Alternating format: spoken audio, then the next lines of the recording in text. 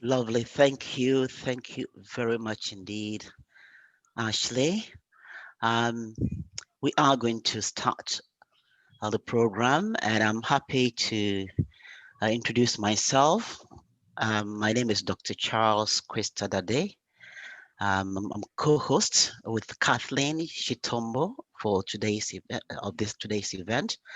I'm an educator, community leader, social justice advocate, Pan-Africanist, and an ally of our marginalized and oppressed brothers, sisters, and comrades across the global African landscape. Today is a solemn day. Today is World AIDS Day. On behalf of the Afro-Canadian Positive Network of BC, I welcome you all to this virtual event. The theme of this memorial event is global solidarity and shared responsibility. The theme reminds us of and reinforces the philosophical principle of Ubuntu.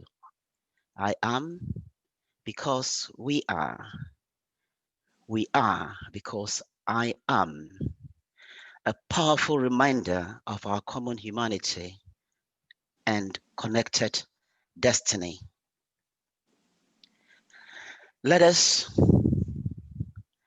all, in the spirit of Ubuntu, stretch our hands and hearts to touch one another, to touch our brethren and sistren living with HIV/AIDS on this solemn day, and pray and pay tribute to those who left the side of reality to join our ancestors.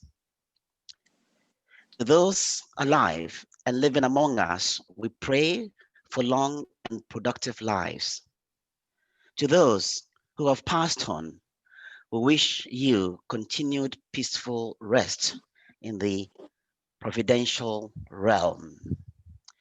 Brothers and sisters, allies, comrades, friends, let us pause for 1 minute in silence in honor of our fallen brethren and sistren locally and globally.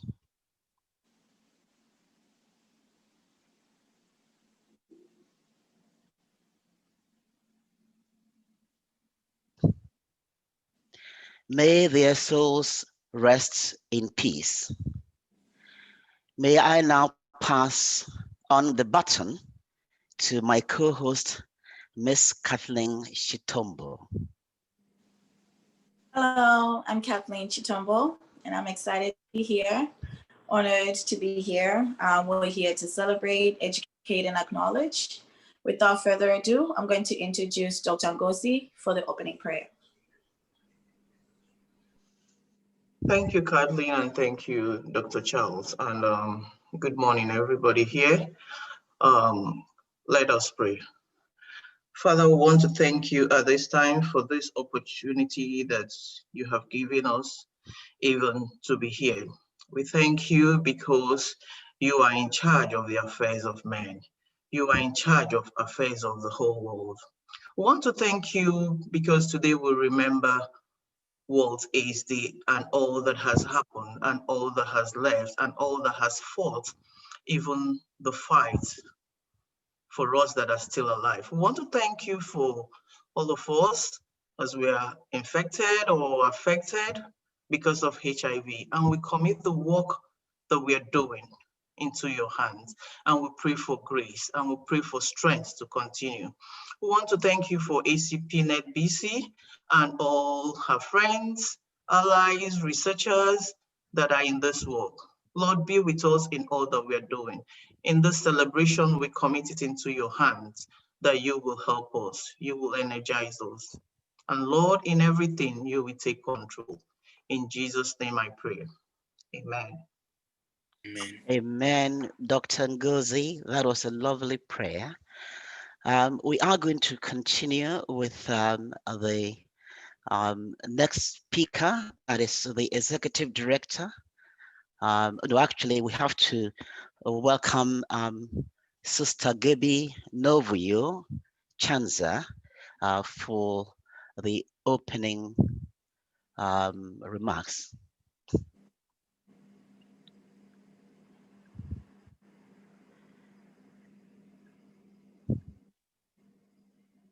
It looks like Sister Novuyo is not here. All right, so let us continue then. It is my honor and privilege to introduce our Chief Executive Director of ACPNet of BC to say a few things. And I want to remind all the speakers that they have to begin their presentation or their speech with a brief self-introduction. So Sister Patience Magagula, all is yours now. The cyber floor is yours. Thank you so much, Brother Charles, and thank you so much, all of you, for coming today. My name is Patience Magagula. I'm the Executive Director of Afro-Canadian Positive Network of BC. I also wear so many hats. I've been involved in the HIV community from 2009 till today. Welcome, everybody. Today is a celebration of life for all our brothers and sisters who passed away. It's a very difficult time for all of us, and the only thing we can do is just to pray. And they are with us. Their soul is with us wherever we go. So World AIDS Day is commemorated each year on the 1st of December. Communities unite in the fight against HIV. It is the time to remember those who died of AIDS. The theme for this year is global solidarity and shared responsibility. UNAIDS goal is to end HIV/AIDS 2030. We cannot do it alone. We need to share responsibility in order to achieve that goal. Afro-Canadian Positive Network of BC is a registered charity serving refugees and immigrants living with HIV. ACPNet is the only organization in BC serving people of African descent. We founded the organization to bring a home away from home atmosphere.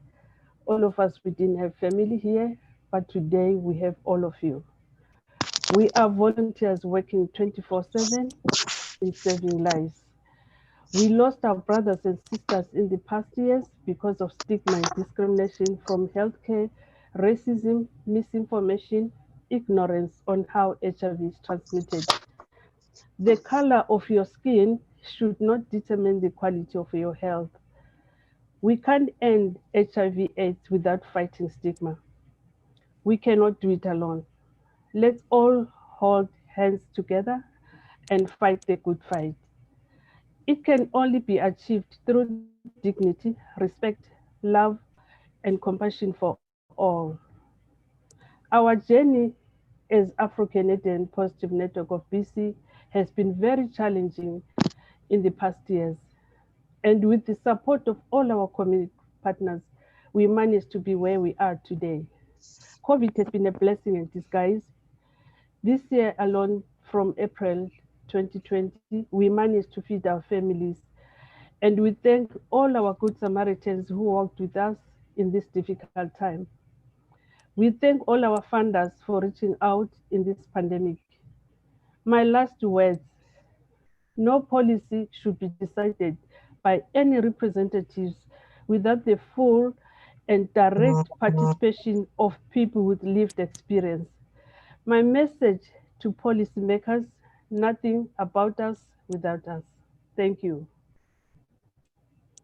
Thank you, sister. That was wonderful. That was powerful, sweet, and short. I will now ask Ashley to play a video.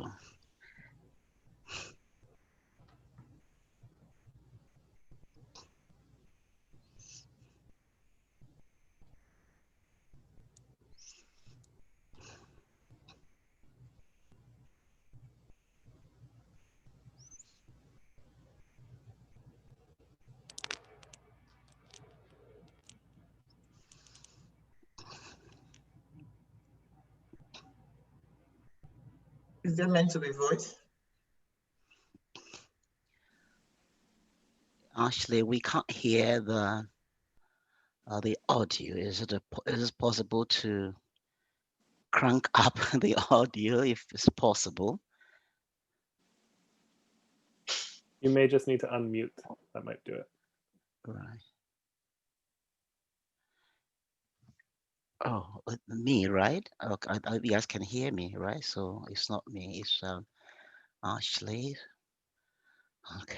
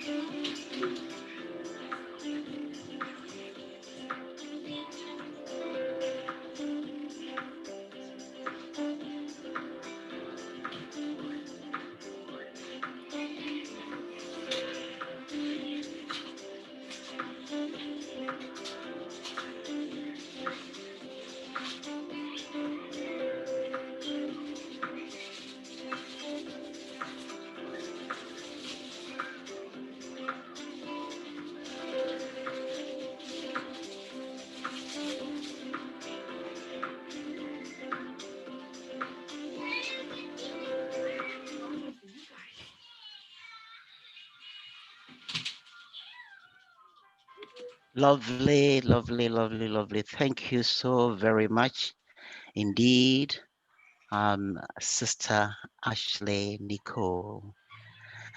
All right. So Cannot before, hear you, Brother before, Charles. Oh. hello, can you hear me? Yes, yeah, we can hear. Okay. Yeah. Before my co MC comes in, I like to make a short plug for Afro-Canadian Positive Network.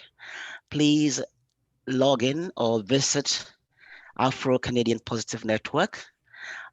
It's Facebook and social media handles.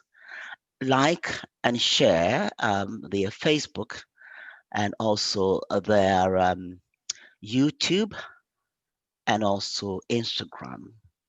We Excuse need me, to, Brother Charles. y- The board yes. chair is around. Oh, okay. All right. Okay. Very good. I All think right. she was there before. Oh, okay. So our one and only one sister, Novuyu Chanza, it is our honor and pleasure to invite you to say a few welcome remarks. Good morning, good afternoon in some places. It's our pleasure to welcome all to the World AIDS Day event to celebrate World Day globally. This is the time where we pause to celebrate community and our shared progress in the global to fight against HIV.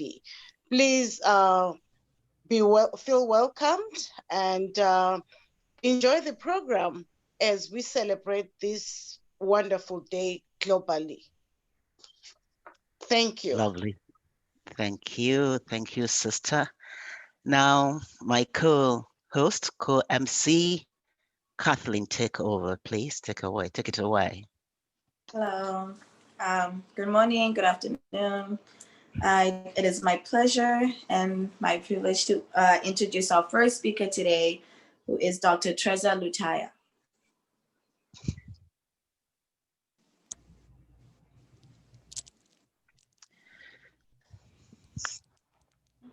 I wonder if Dr. Lutaya is here with us. I don't see. I can see she's here, but Yeah, signed in. okay. She might be muted. Yeah. Oh, yeah.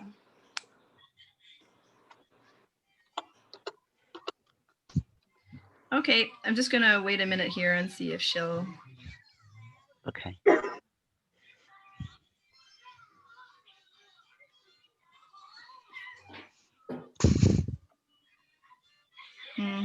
Yeah. I don't have the ability. She's connecting. She's connecting to audio. I think she's having challenges. Yeah, that's right. She's in connecting to audio. Okay.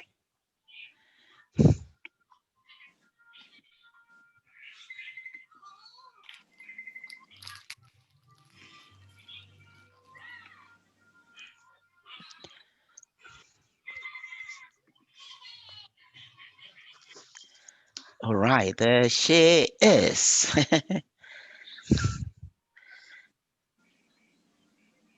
Right now, I think she has to unmute her her microphone. I'm unable. Oh, yeah. Okay, I think she's connected now. Okay.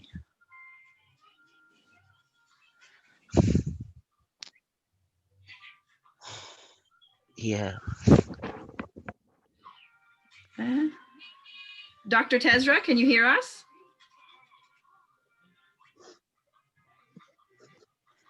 May you kindly unmute your microphone if we haven't done so yet, because we can't hear you.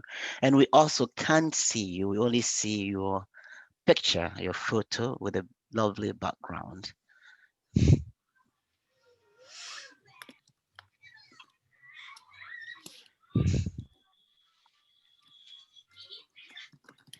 Maybe she's still having difficulty logging in and connecting. Yeah, it's possible. Okay. A point of correction, Brother Charles. Yes. She sent an email. She's saying that she's not a doctor. Okay, that's all right. Yeah. All right. Okay. We want to elevate her. Mm. All right. She looks like a doctor. Mm. So maybe we can probably what do we do now? What do we do now? What do we do now? Maybe we can go Can to we go to another, maybe the next program? Yeah, yeah, let's do that. Yes, yes. Okay. So Kathleen, go ahead and introduce the next speaker. Okay, our next speaker today is Dr. Sithokozile Maphosa. Is she here? Hi everyone, I've just joined. Okay. So Dr. Maphosa, since you just joined, we're saying that each speaker must begin his or her presentation with a brief self-introduction.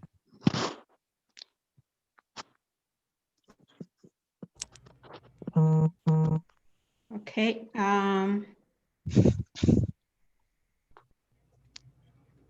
So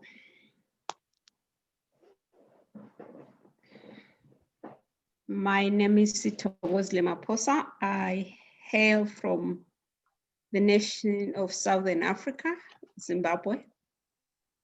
And I've lived here in Canada since 2011. I'm an assistant professor at the University of Saskatchewan. If you Google my name, you can find my profile.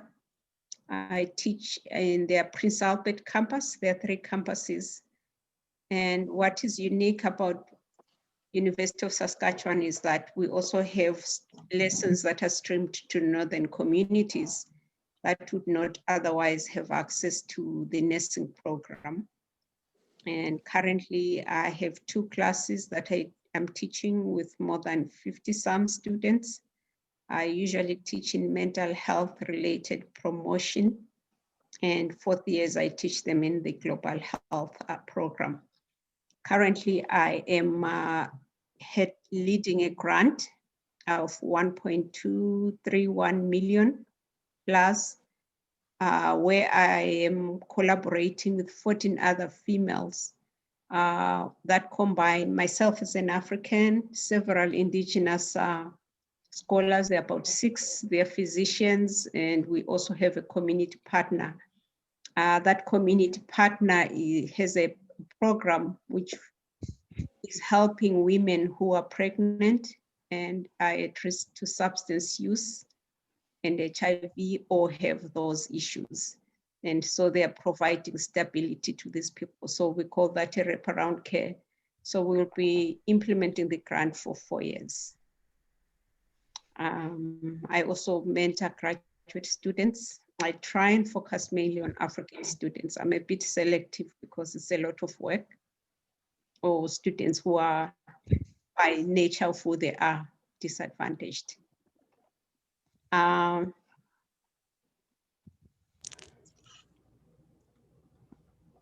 not able to share my screen, but what I wanted to highlight in my presentation today, I want to share why I really believe that we need to address the HIV/AIDS issues among African and Caribbean Blacks.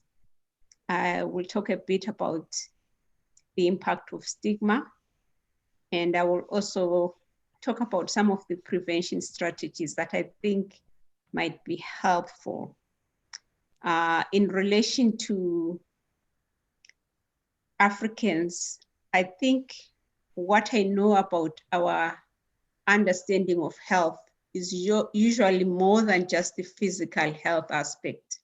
I believe that we also have the advantage of also understanding that spiritual health, as well as embracing cultural practices that embrace those spiritual health issues. And so if we are not spiritually connected, for example, some people might misinterpret that to mean that we are worshiping ancestors. That's not the case. We are standing on the shoulders of our ancestors because they went before us. They trailed the paths before us. They had to navigate hard colonial issues. They were pushed to areas that had little resources. And so I really see the context of colonialism in Africa as very important because no one really talks about the non-refundable resource drain that happened to Africans. People always talk about Africans being poor. Yes, we're poor because all our resources were drained and no one has actually given us repatriation for those resources. And we don't talk about migration as a way of people seeking that economic balance, which is an issue because currently people think, okay, we have inequalities. We do have those inequalities, but no one talks about where we started from. So I come from a background where I acknowledge the value of history and place in our lives. And so the Black Lives Matter, I see it as really related to the Pan-African movement. I happen to have grown in Zimbabwe during the time of our liberation struggle before we became independent. And so the issues of liberation really entrenched towards the issues of self-determination. You'll find that in many African countries, we have the African philosophy of Ubuntu. Essentially, Ubuntu really for me speaks to the World AIDS Day theme that we're celebrating today. It really binds us together in solidarity. We also share who we are as a people, irrespective of the continental boundaries. I know that when I meet an African, at times I just feel that leap and joy.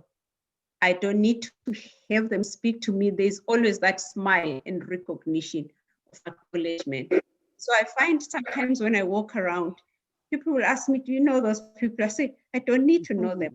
They are African, they are my brother, they're my sister. So there's that sense of humanity that it really helped us. And because of that humanity, we're able to endure hardships and we're able to stand on the love and intercession of our ancestors. I think what I like about being African is it really gives me a perspective of remembering where I come from, because it is where I come from that I know that I always have a home. I've always had people ask me, oh, where are you from? Like they say, where's your home? I say, my home is in Africa. And then they look at me like, well, we thought you live here. I said, you didn't ask me where I live. You asked me where my home is. I live here in Canada, but my home is in Africa. So there's always that sense of place. It doesn't mean I don't value living in Canada. It just means that I still have that connectedness to Africa. Okay, so why are we really worried about Africans and HIV, especially here in Canada? What I've done since I've come to Canada, I've expanded my network slowly but surely. If we look at the statistics, I don't know if you've already discussed this since I joined late, we actually are 2.2% of the Canadian population, which is like every 200 Canadians, there are at least 2 Africans. But if we look at the statistics for HIV, you'll find that for every 10 Canadians, there are 2 who have HIV, there are 2 Africans. So there's already that inequality. And many Africans come from low income situations because of poverty. And if we look at least in my country, in Zimbabwe, I know for a fact that most of our medications were accessing them because we are supported by the Global AIDS Fund and also other donors. And so I think it's the situation for many Africans. So although we are depending on the generosity, people forget the generosity that they receive from Africans directly or indirectly. I know for a fact there was a time when we were growing up where Zimbabwe had bumper harvest. We're actually seen as the breadbasket of Africa.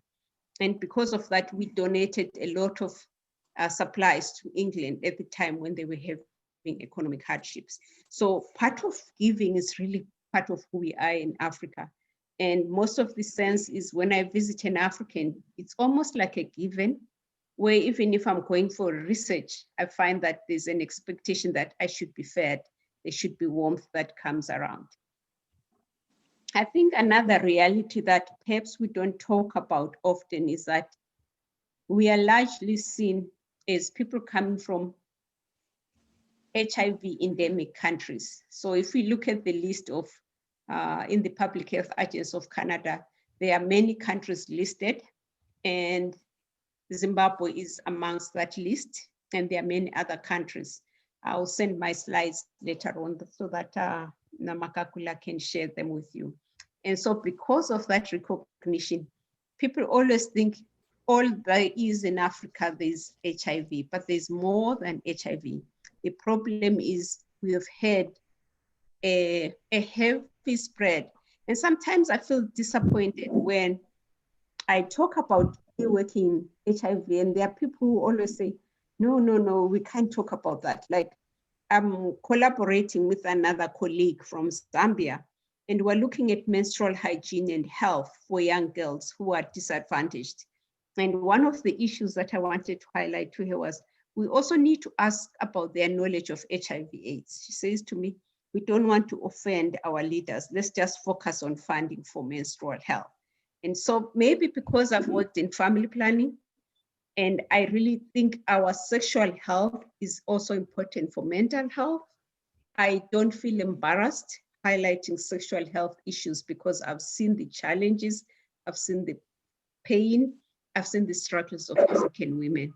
And so because of that background, I think it's important that we always look at the broader aspect and also highlight that when we're talking about sexual health, we're also looking at reproductive rights, and we cannot separate the two because it's part of who we are as human beings. So if we look at some of the prevention strategies, I think I see the role that you're playing as a group of people from the Afro-Canadian Positive Network, because we are bringing in a cultural lens that is often lacking.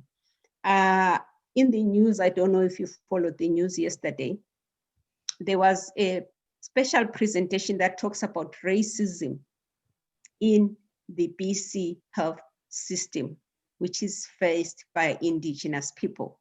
I'm not saying it is inaccurate. I'm only saying is because Africans maybe are a minority population, no one talks about those racist issues that most of you are advocating for most of the African clients. And so I think the challenge about being seen as a visible minority, I prefer ethnic minority because we are seen as a visible minority, but sometimes the statistics are not necessarily visible. And I think part of the issues that I'm challenging you as a group is we need to continue to advocate. We cannot say we've done enough. I think this is a work of a lifetime. And so what I like about the way I look at HIV issues is I like that now, because of Sustainable Development Goals, we're advancing goals for HIV, and I am sure you'll hear about the 90-90-90. I like that rhyme because it really highlights that 90% of the people need to know their status. And in Canada, we still have less than 90% of the people that know their status. And it also highlights that 90% of those that have HIV have access to treatment. In Canada currently, based on the 2017 statistics from the government of Canada, it's 81%. And if we look at the viral load, which is necessary for us to suppress the spread of HIV, it's even still much less than 90%. And so I see living in Canada as an opportunity for Africans to also maximize the prevention efforts, but to also add more guidance and direction to cultural approaches that can be used.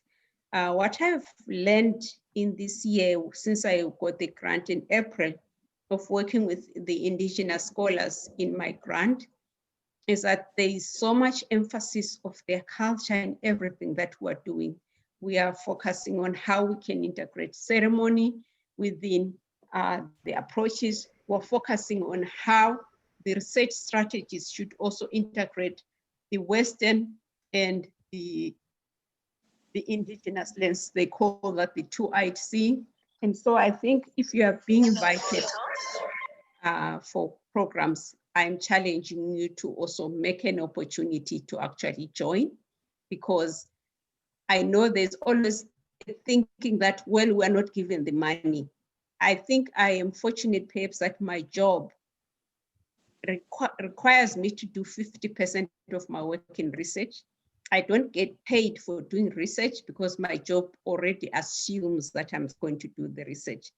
But I think as long as we remain in the background and we don't participate in research, I think we'll shoot ourselves short, because sometimes it's not always money is actually getting the job done. And so I think our African traditions of Ubuntu really teach us to sustain who we are, our humanity, respect and reciprocity. Sister, I don't know, have I gone over time?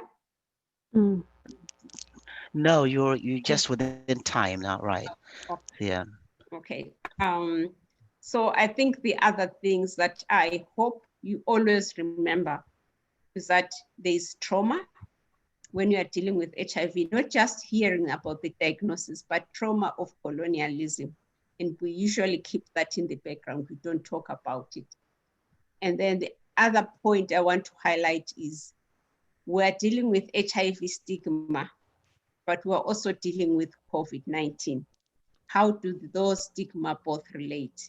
I think the biggest challenge that we are seeing as scholars and researchers is that when it comes to the mandatory immigration exam, there is a lot of inequality. People are tested without knowing why they are tested. And so we are using research to actually provide feedback to communities to tell the government, these are some of the challenges. And so you might find that it is important to question, but sometimes you cannot question without the data. So in terms of the research that I'm collaborating with, we are still working on publishing those findings. Things that are common amongst the African and Caribbean Blacks in Canada is that there is a lot of HIV stereotypes. People are afraid of being judged. They feel worthless, and sometimes they think having HIV limits their opportunities. I think another area we need to work on is improving supports for those who are disclosing, because sometimes people really experience poor care. We also need to help people work with self-acceptance of the results. I know it feels like a death sentence, and some of you might hear me talking about HIV and think, okay, she doesn't know what it feels like. I may not know what it feels like to have HIV in my body, but I know what it feels like to see many people that are close to me dying. When the HIV epidemic started in Africa, I lost friends who were nurses, who were doctors. I lost family members, and those people didn't have the advantage of getting medication. So when I see anyone who has HIV, I always encourage them to say to them, it is very important to actually promote self-acceptance and access to medication, because I remember I was in the United States in the mid-90s doing my master's, and my cousin was dying of HIV in Zimbabwe. She asked me to get medication. I was actually working in a protocol that was implementing new medications, and I couldn't get medications to her because they were still in the research phase. And so I think it's important that we really do our best to provide hope for people and to support them through the crisis of having an HIV diagnosis. Here is where I see some opportunities for cultural integration in the fight against AIDS. I think we can coordinate and be partners in everything, whether it costs money or not. Yes, we can push for funding, we can push to be paid, but we cannot push from outside. We need to learn to find ways to push from inside. I think we can work with the churches. I know that for a fact in Zimbabwe, we did work a lot with churches, and we can also work with traditionalists and others. I think we also need to navigate what we mean by confidentiality. For some people, confidentiality means I want to share with only my friend. For some people means I want to share with only my family. And we need to understand that sometimes confidentiality is not necessarily the way we see it for everyone. It might vary. And so I think what we can promote is finding ways that really work best. I had the opportunity in 2000 to go to Iran for family planning. It was a trip I did not want to go to, but my supervisor at the time said, you can't work in family planning without understanding different contexts. What I valued from the Minister of Health at the time was that he told us that he had to do one-on-one visits. Sometimes there are things where you need to take a visit. I know now there's COVID, but the good thing about having COVID is we can pick up a phone and talk to people. And sometimes it might take time for the same message to be achieved. I think of an African proverb, which usually talks about messages need to be repeated to actually make a sense. And so because I was raised by my grandmother, she would always highlight that if a cow needs to have a calf, it needs to sometimes have repeated sex. They may not use the word sex, but it was the pregnancy will come from repeated efforts. And so essentially, I think with HIV, always think about your efforts as important. What I learned from going to school, living with my grandmother, sometimes even baby steps are good enough. There are times we want to see change in a year, but your change might sometimes need to take 10 years and it's still okay. You just need to continue pushing and never give up. People sometimes ask me, they say, oh, you are very patient. I don't think I'm patient. My biggest weakness is I never give up. And worse, if somebody says I can never achieve something, it actually challenges me to actually show those people that I am going to work hard, whatever it's going to take, I'm going to achieve it. And so I think we need to continue to believe in ourselves.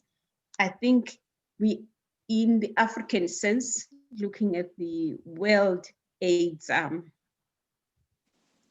theme of shared solidarity, Ubuntu essentially means I am because we are because I am. Essentially what it means is that I am successful because we are working together to help me become who I am. And we are successful because when we are successful, we pull each other up. And I think because of that push and that desire to actually do better for ourselves. Yes, we're going to have roadblocks. It's not going to be a smooth journey, but we are never quitters. I think that's what I like about the resilience and the strength of being Africans. And so I wish you success in your conference. And I'm telling you that we can collaborate, and we can collaborate with other people of different heritage. And I always say to my family, sometimes I don't necessarily need to talk to somebody every day. But if I know what I need, I can only get through that person who may not necessarily like me.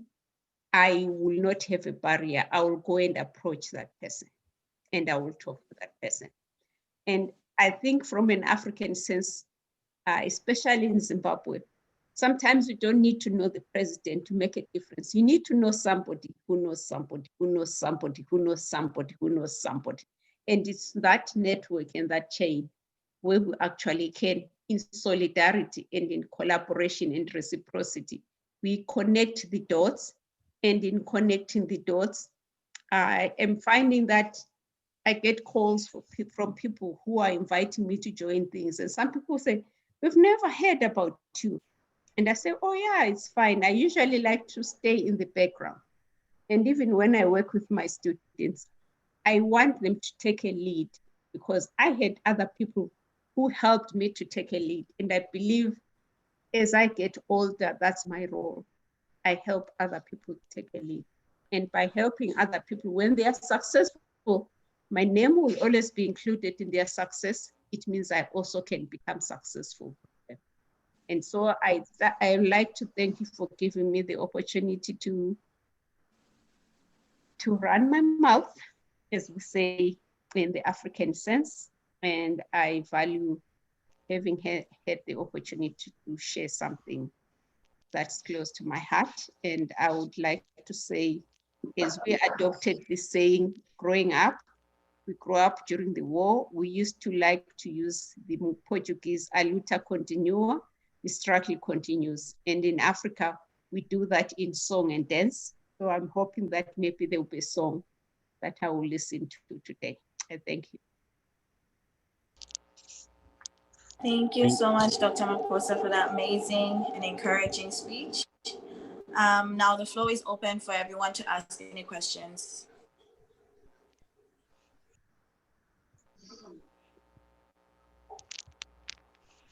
If I may ask, I'll be the first to bail the cat, as it were. So, Dr. Maphosa, your presentation touches on the idea of intersectionality by linking HIV/AIDS with sexual health and also with socioeconomic status. Can you briefly elaborate on how these three attributes, affect particularly people of African descent, locally and globally, if I may say so?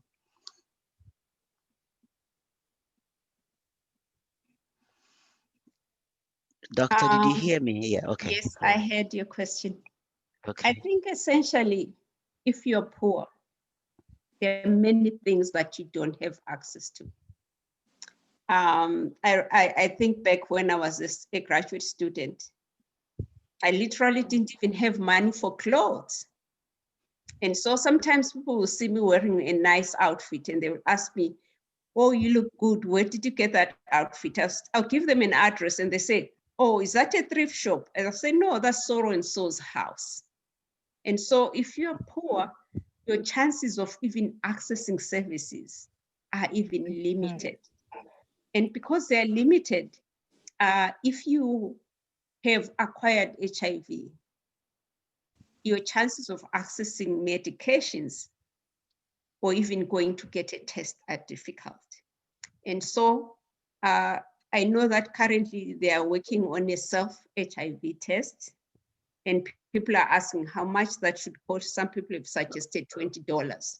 For a poor person to have that $20 is impossible.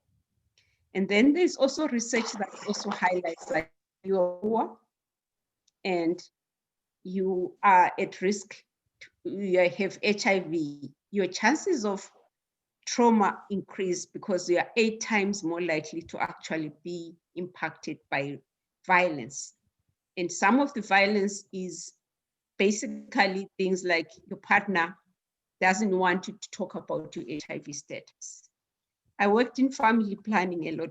Something that are so basic, like a woman even accessing just pills, it was hard. So we had to actually switch our campaign so that we had a male collaboration. And so the male involvement helped us to actually have conversations with men, because sometimes women who have a partner who has multiple sex partners will prefer to have an intrauterine device, which is usually referred to as a loop. But that also increases their risk to infection because you don't want to put a loop in somebody who has those risks. But because we also, even in family planning, when we're providing those services, they were free for people because they couldn't afford them. And so when you're poor, your risks just increase exponentially. My other research from an African context, I've worked with peers that looked at young people in Cote d'Ivoire. And in our research, we're actually we're asked to look at child labor. But when we held interviews with those 30 young women, we actually realized that there were actually other interlaced issues of abuse. And those issues of abuse were not exactly what we're asked to talk about, but as researchers, we felt that it was important to highlight those issues of abuse. And so what we found is, I think what we have in Africa, sometimes even though we're poor, we have this family safety net. So what we found with these young women, young girls, is that if their parents were divorced, if they were orphaned, either losing a parent or one of the parents or both parents, they were actually even more at risk. So what would happen to these young girls? They would be asked to go and live with a young person, with a family member in the city. And they'll go on the pretext that they will help them to actually learn skills, to look after the home, to do things. And they will be taking them to school. They move to those cities, Abidjan, and in Abidjan, they find that all they do now is work from 5 a.m. to 10 p.m. They were beaten, they were slapped, some of them were sexually abused, they ran to the street. And so sometimes we see them as street children or children of the street, but we don't know the background.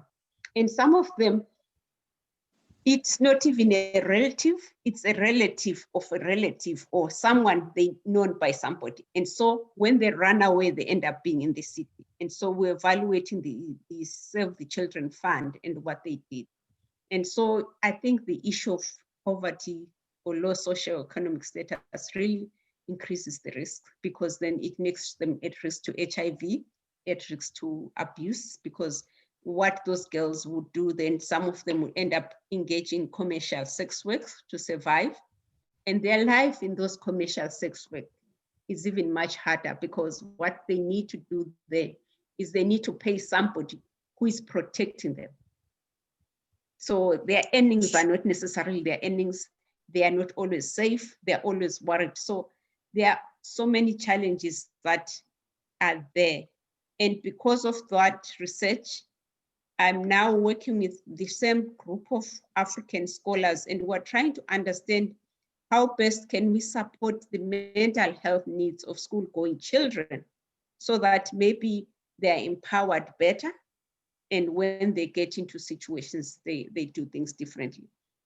And I think if it was not for my opportunity to have done my research with young African women in the States, I would not have really expanded my work to even other African countries. So what I did, I interviewed, like half of my sample were going to college, and this young girl told me that she lost her mother when she was 6 years old. Her mother died from HIV/AIDS. And so she moved in with a relative in the city who was a relative to her grandmother. And she said she faced so much abuse in that home. If it was not for a pastor who was a neighbor who took her from that home and took her to an orphanage where she eventually, because of her skills, she was meshed to this family in the States, and she started living with them. But that interview was emotionally traumatic for me, because she cried so much. Like, the interview ended up being 3 hours, and the first hour, when she started recalling those hardships, was just crying and crying and crying. And so I think we really need to understand that sometimes there are challenges that people find harder to share. And what I then asked some of these young girls, like, you need to go for counseling. Well, they couldn't go for counseling because they felt like those people will never understand them. They felt like going for counseling means those people are already looking down on them because they're Africans. And so they feel like, then you hear comments like, oh, we even had a president who called us coming from a country full of this and that and that. So I think the complexity of seeking services people need to also understand that people need to feel safe. People need to identify with the provider, and it's not always easy, and it might take time. And if I hadn't done that interviews or those interviews, I would not have known that those issues were happening. And so because of that research, one of my colleagues who then got a contract to work with Save the Children then said, I'm finding similarities in my research. Would you like to partner? Because you seem to have done this already. So I was able then to compare the experiences of those girls in the States with the experiences of those in West Africa. And so the story is usually the same. The issues might differ, but we need to figure out a way to actually work together and support each other to do better for our own people. I don't know if I answered the question. Sometimes I get passionate and I start talking too much. Thank you, Dr. Maphosa. We now move on to the next speaker. The question. There's a question. I'm sorry. Okay, I'm sorry. Okay. So that I give you the opportunity to go first, Professor. Oh, you want to have the opportunity to go first because it's getting late over there across the pond. No, okay. I said, no. Yes. I said the question, I gave you the opportunity to go first, then I can go second. Oh, I see. Okay. All right. Okay. Okay. Can you hear me? Okay. Yeah, we can. Yes. Okay. Hello, Dr. Maphosa. Hello. Well, you're speaking to Ndaba here, Ngwenyama from Zimbabwe, but currently in UK, African Global Voices. I will introduce myself as guest speaker, but now let me hit the ground running. Correct me here, I stand to be corrected if I do not understand you correctly. You said in your research, you specialize on young girls from America and in Africa as well. So my question is, why don't you specialize with girls and boys? Because in your speech, you said sometimes you were a little bit professionally forced to make male coalition because you couldn't work with females alone because you needed men coalition. So if that is the case, is it possible for you to include the young men as well? And then the other question is that you mentioned a pot of funds in your research and university. Where is it possible? Where would the people get that money or that professional knowledge as well, if they need it from your organization in relation to helping your research as well? Thank you. Okay, so I think our findings really tell us that we need to work with boys. I don't think we intentionally ignore the boys. It just so happened that we were really worried about issues of child labor, and most of the sample, at least in the African Ivory Coast, were girls. And so we are also, most of our findings actually, as a recommendation, we say we need to start looking at how best to involve the families, including boys. And so in my future research, where I'm working with my peers, we are looking at East Africa now. I think for me, the biggest challenge is, even with my work now, I don't want to work with people who are not part of that population. I know there are people who are helicopter researchers who fly to Zimbabwe and work with and do research and then come and report. I always feel, because I come from a minority tribe in Zimbabwe, I always feel it's important to involve the people as well. And so that's why it is taking me longer. In terms of research, I think there are different pots of money. My biggest challenge sometimes is I need to balance work and life. And as I speak, I've been asked to actually consider putting in an application for a global fund. But the people that I'm working with, I don't feel there's a strong partnership For example, if you have a partnership in Zimbabwe or in another African country, perhaps we can talk after this meeting, and then we can see how best we can look at putting together a proposal. And so I always find I end up, even with the one for menstrual hygiene, I focused on Zambia, mainly because it was the country where funding was available through Global Affairs Canada.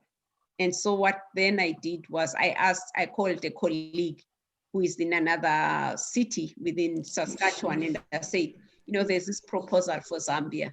I would like to apply it, but I want to apply for it when I know that you want to be part of that proposal.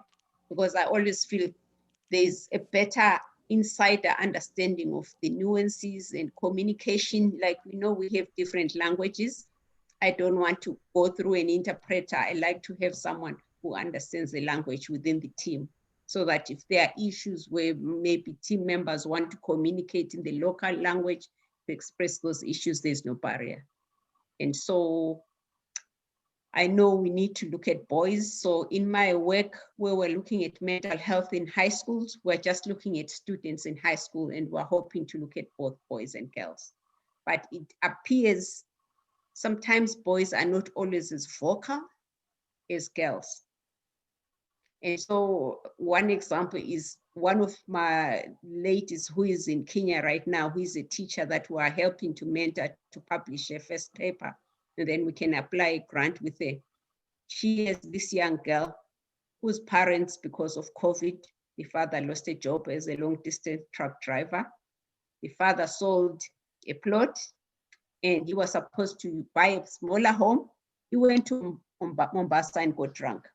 And so they lost the family. And so sometimes some of those issues really draw us to the pertinent everyday issues of these young girls. And I'm sure the boys who have the same problems, that maybe they are not reaching out.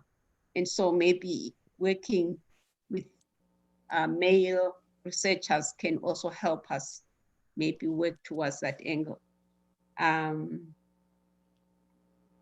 Maybe as a woman and working in family planning slants my interest to women's health, but I know that we can do better and improve with male involvement.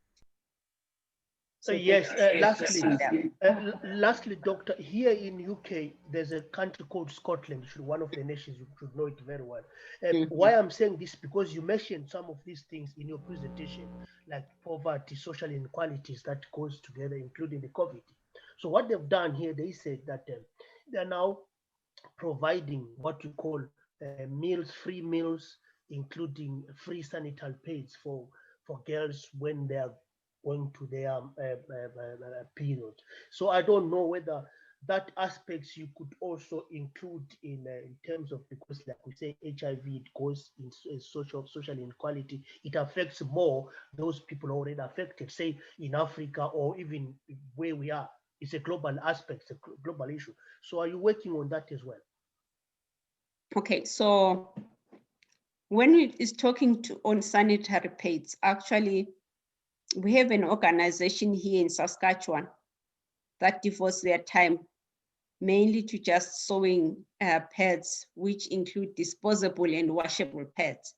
And so this particular group that I'm working with in Zambia, if we get the grant, we don't know yet if we've got the grant, that group, the girls have a problem with using disposable pads in some of the rural communities.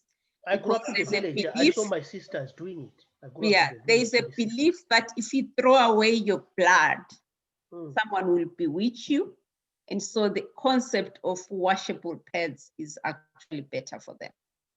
And so they are also serving the urban community as well. And so what they've done is, I think it has now provided more jobs, because they're called Whisper Dream Foundation in Zambia. And so what they're doing now is they're training people to make those pads that are washable, and they're training girls, and things that are as basic as soap for that hygiene sometimes are not even available. And so before COVID, we thought maybe one of our things, if we happen to go to the country, this organization provides suitcase loads of pads for free that they make. They could then provide us when we travel, and then we take them with us. I'm here to really navigate. I know I come from Zimbabwe. I want to give back to my country because I had most of my basic education in Zimbabwe. But right now, because of the economy, I am a bit hesitant because I don't want to commit getting money and then I don't have a system of assuring whoever funds to say the money will be well managed. But I'm hoping that I will have a breakthrough there as well. All right, thank you very much, Doctor.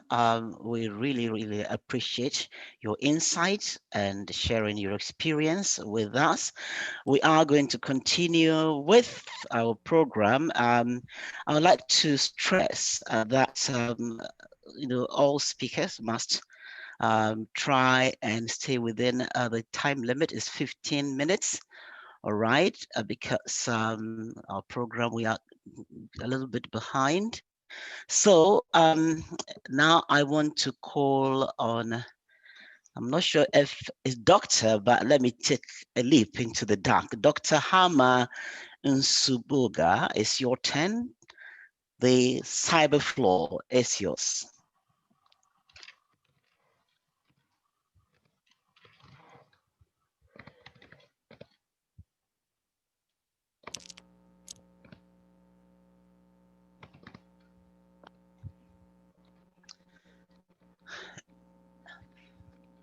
Is Hamah here? Yeah, I can see. Yep, she's here. Mm-hmm. Oh, okay, very good. Mm-hmm. Hello, excuse me. May I would like to request permission to record the rest of the program, if it's okay with you all. Because I have to go for child care and I want to complete the rest of it later. Thank you. Yes.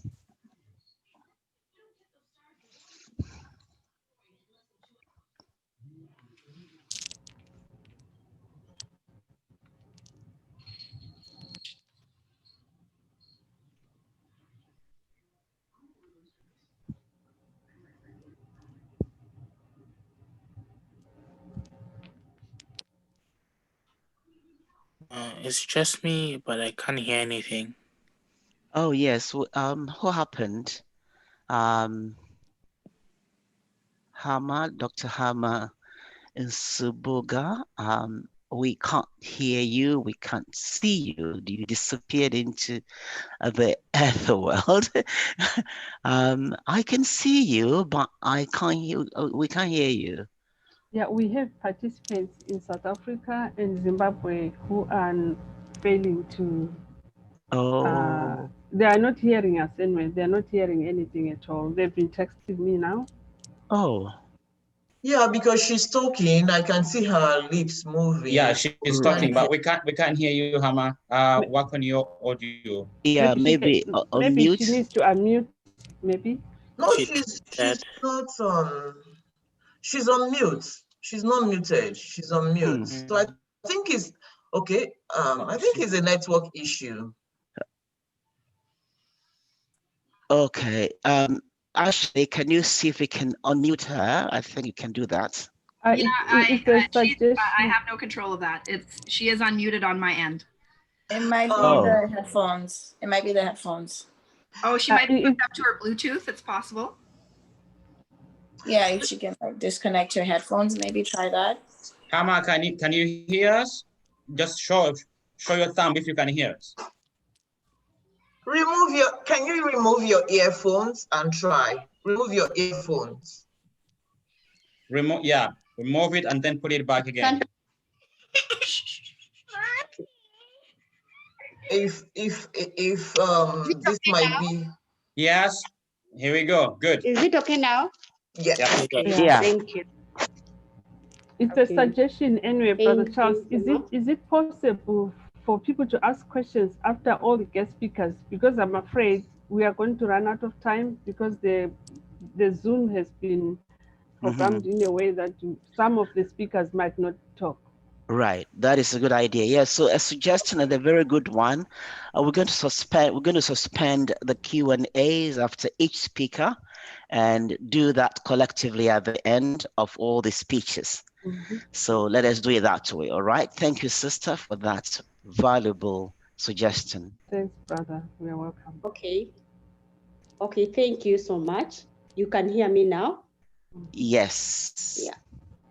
Hamah Nsubuga from Uganda, and I'm an HIV activist. Mainly, I do my activism on social media, my Facebook and my Twitter. Then on community, I work with Love to Love organization, and I'm also championing for you equals you, undetectable equals untransmittable. And I'm living HIV positive, and I'm on public awareness. Tonight, you know, it's night here in Uganda. I would love to share. Yeah, I would love to share with you my story according to the theme, the solidarity and responsibilities shared. I'm so humbled. I've been invited here by Jean. Thank you so much. And tonight I'm here to share with you with my story, because my story is full of solidarity. The way I opened up my status to the public. It's now 2 years ever since I found out about my HIV status, and it is 2 years when I'm publicly living, when I'm living positively publicly with my status. It's now 2 years. My journey it's not easy to come out and open up. A girl of my, a woman of my age, it's not easy to come out and open up according to the stigmatization around here in Africa. We have a lot of stigmatization, but it takes a bold step to open up, and it helps to change many lives. That's why I always, if I get opportunity to share my story, I do, because I know I'm changing someone's life. I started treatment in 2018, but what led me to go for an HIV test was I was so sick. I think I shared my pictures with him. The way I was looking so bad. I had developed AIDS. I didn't know about my HIV status. I wasn't born with HIV. I was infected by my ex-boyfriend. He was so cheating. Then for me, I left the relationship thinking that he was going to infect me, yet he had already infected me. I developed AIDS. I was so sick. I went down and I had almost 2 CD4 counts, 1, 2. When I went for an HIV clinic, I was put on ART.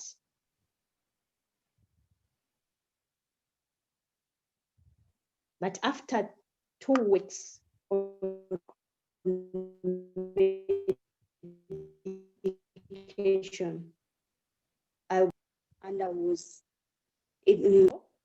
before going to the mental hospital, I didn't open up my HIV status to anyone. Even with my family, no one knew about my HIV status. But when I developed mental breakdown, I was taken to the mental hospital.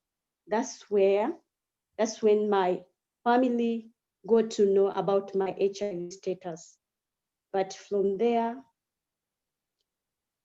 I got a lot of challenges in that they neglected me, they rejected me. You know, for me, I don't have a mom, I don't have a dad.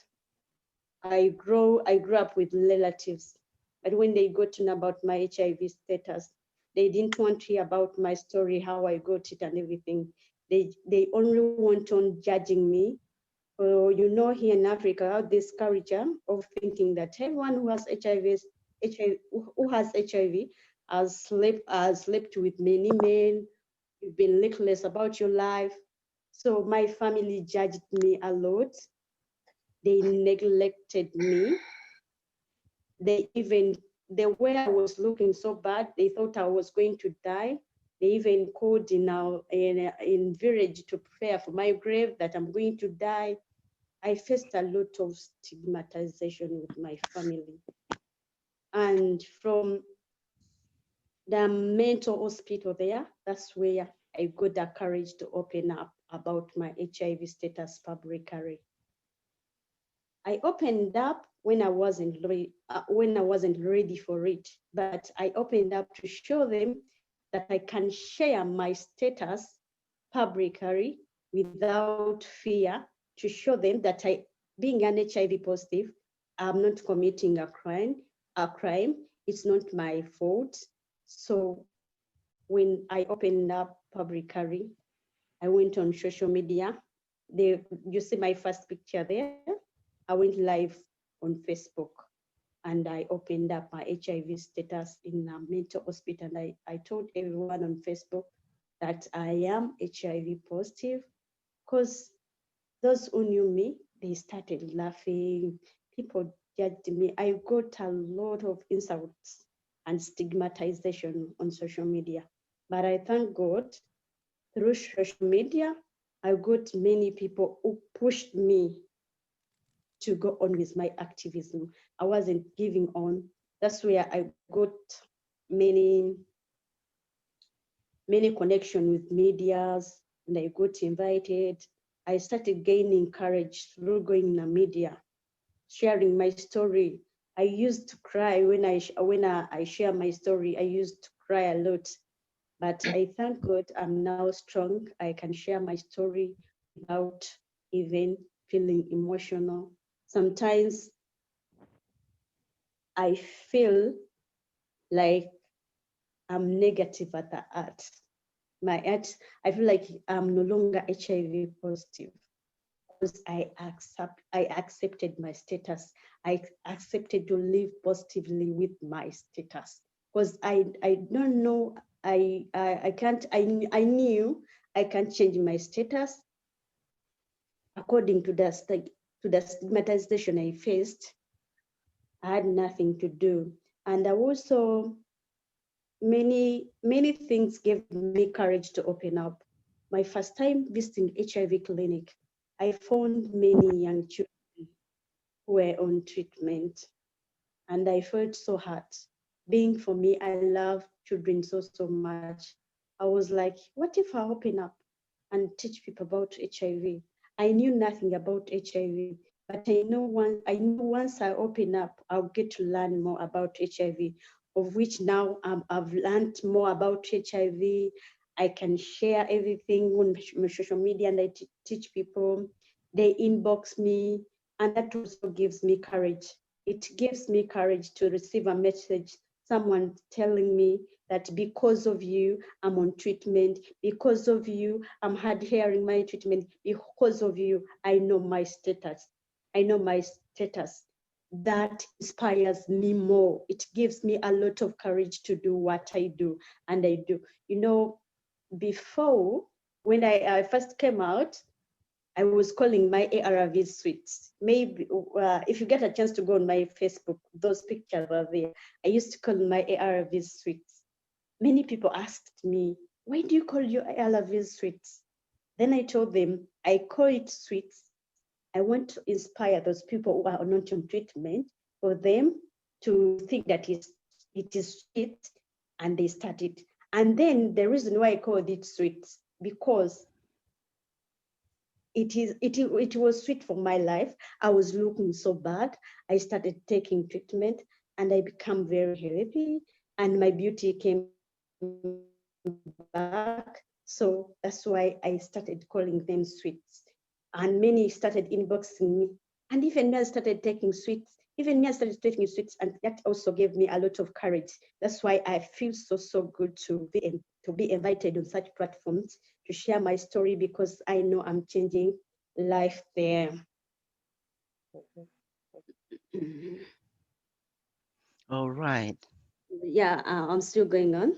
I just want to. Okay. All right. Okay. All right. Yeah. Okay. Okay. Okay. Mhm. Okay. Okay. Yeah. I stated in my when I was introducing myself. At first, when I started on treatment, I didn't know. I knew nothing about HIV. There comes, I think many, I don't know in other African countries how it is with arborists, but here we have a problem, challenge of arborists here. You know, there's an arborist who showed my story on TV, and he contacted the presenter that he has a cure for HIV. Then they connected me. When he called me, he told me that he's going to cure my HIV. And I was so convinced that he's going to cure my HIV. Then I went. He promised me never to take my ARVs. That he told me those ARVs are poisonous. They are going to spoil your liver. They are going to spoil your kidney. Now I have Abo, which is going to cure your HIV, of which I believed because I had that urge for cure. And there are many people who are like me in that condition, had that urge for sure. Being that I wasn't born HIV, I thought that maybe I'll get cured. Then I went and I started taking those Abo medicine. When I started taking Abo, my story changed. The one who has been gained back, I went heal again.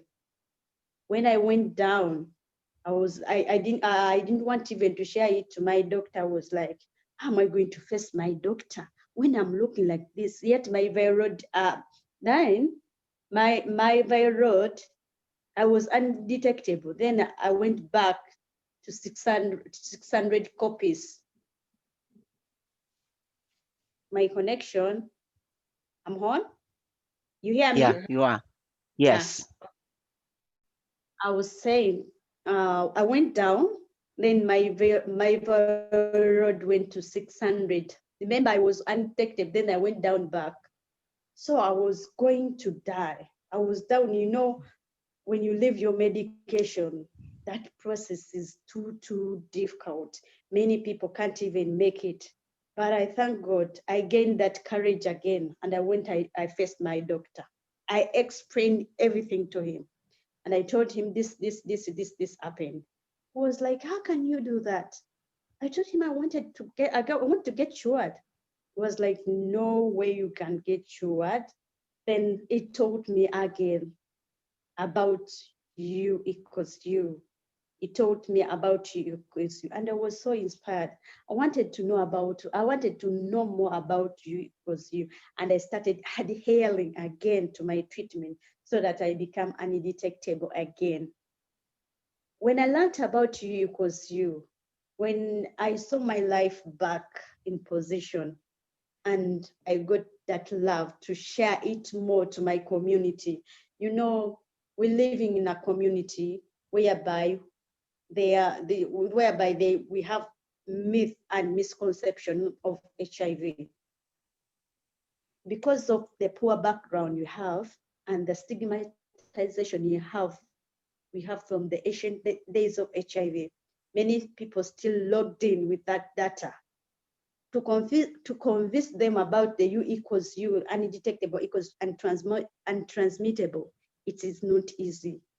But for me, it is my duty, even if I'm not paid, but I gave in myself there that I will do it. I will spread the message because in Africa, we've spent many years with HIV, and yet we have opportunities.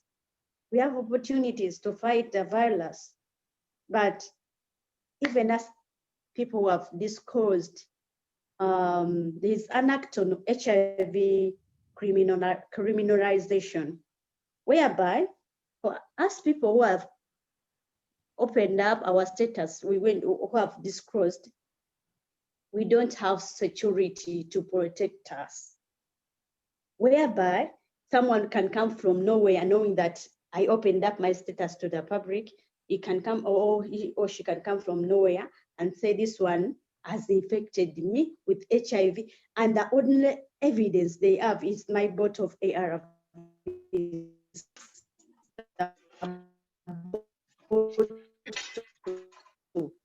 Evidence that presenting to prove me guilty that I've committed acts. They're using my status. So we're lacking that human right law here in Uganda. I don't know which other African countries and other countries, how the criminalization law works, but here we're still working on it and we're suffering with that. I don't want to spend a lot of time. I want to give other people a chance to speak, love to share more, but I think that is enough for tonight. And I'm hoping for another opportunity to come and share more. I appreciate everyone tonight. Thank you so much for your time and to giving me this precious time. Thank you so much. I appreciate. Yeah. Thank you, Hamah. That was very, very informative. And thank you for your profile in courage. Thank you for coming forward and sharing your story and educating all of us. We all are in together, as the saying goes. Thank you, Hamah. We are now going to have a poetry interlude. A poetry interlude. We're going to have one of our youngest members, the daughter of one of our members, that is Brother Jean's daughter, Winona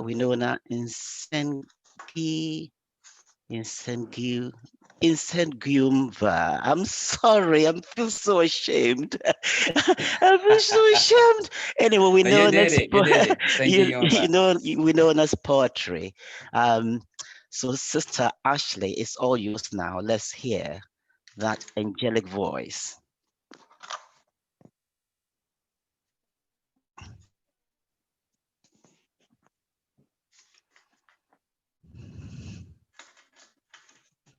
Sorry, just one moment. I'm just trying to get this up on the screen. It's all right. Okay. But just give me one moment here. Okay.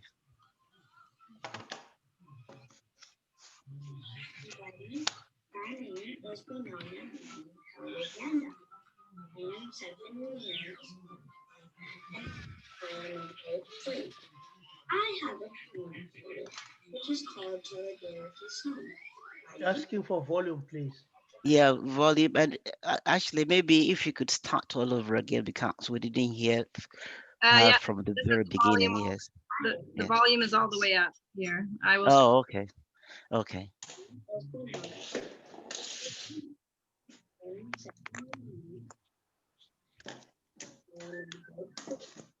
I have a poem for you, which is called Solidarity Song. My name is 1898 to 1956. But I had two parts. Peoples of the world together. Only for the common cause. It leads us all forever. See to it that it's now yours. Forward without forgetting. Where our street can be seen now to be, when starving or when eating. Forward, not forgetting our solidarity. Black or white, brown or yellow, leave world disputes behind. Once you start talking with your community, you'll soon be of one mind. Forward without forgetting. Where our streams can be seen. Forward without forgetting our solidarity. If we want to make this certain, we need you and your support. Yourselves, you'll be deserting if you stay behind. I'm sure. Forward without forgetting. where our food can be seen now to be, when starving or when eating, or not forgetting our solidarity. Searchers and doctors of the world unite to fight the virus. That's the way to win this war. 19 regiments in the community are fighting, so that no stigma remains. Forward without forgetting. Till the common question is rose, when starving or when eating. Whose tomorrow is tomorrow, and whose world is the world? I salute those movements that cause change, the AIDS Coalition to unleash power, act up in the 80s. I salute the AIDS Action Now, AAN, in Toronto in the 90s. I salute the HIV Legal Network. I salute all of you for the love and solidarity. Thank you. Wow, that was a lovely one, Winona. Thank you very much. We are going to continue with Kathleen, my co-MC. What a powerful poem. Thank you, Winona. Now join me in welcoming our next speaker, Mr. Victor Ndaba. Please take a brief moment to introduce yourself. Thank you. Hello. Can you hear me? Okay. Yes. My name is Ndaba, Victor Ngwenyama, 56 years old, born in Southern Rhodesia, now called Zimbabwe. I'm the founder of African Global Voices Limited UK, a social, criminal, and injustices within the United Kingdom and global. Today is the 1st of December, the World AIDS Day. I'd like to take this opportunity to thank positive.org, a positive social change, a positive mind social change, ACPNet Canada, Sister Patience, Magagula, CEO, Brother Jean, and the team for giving us this opportunity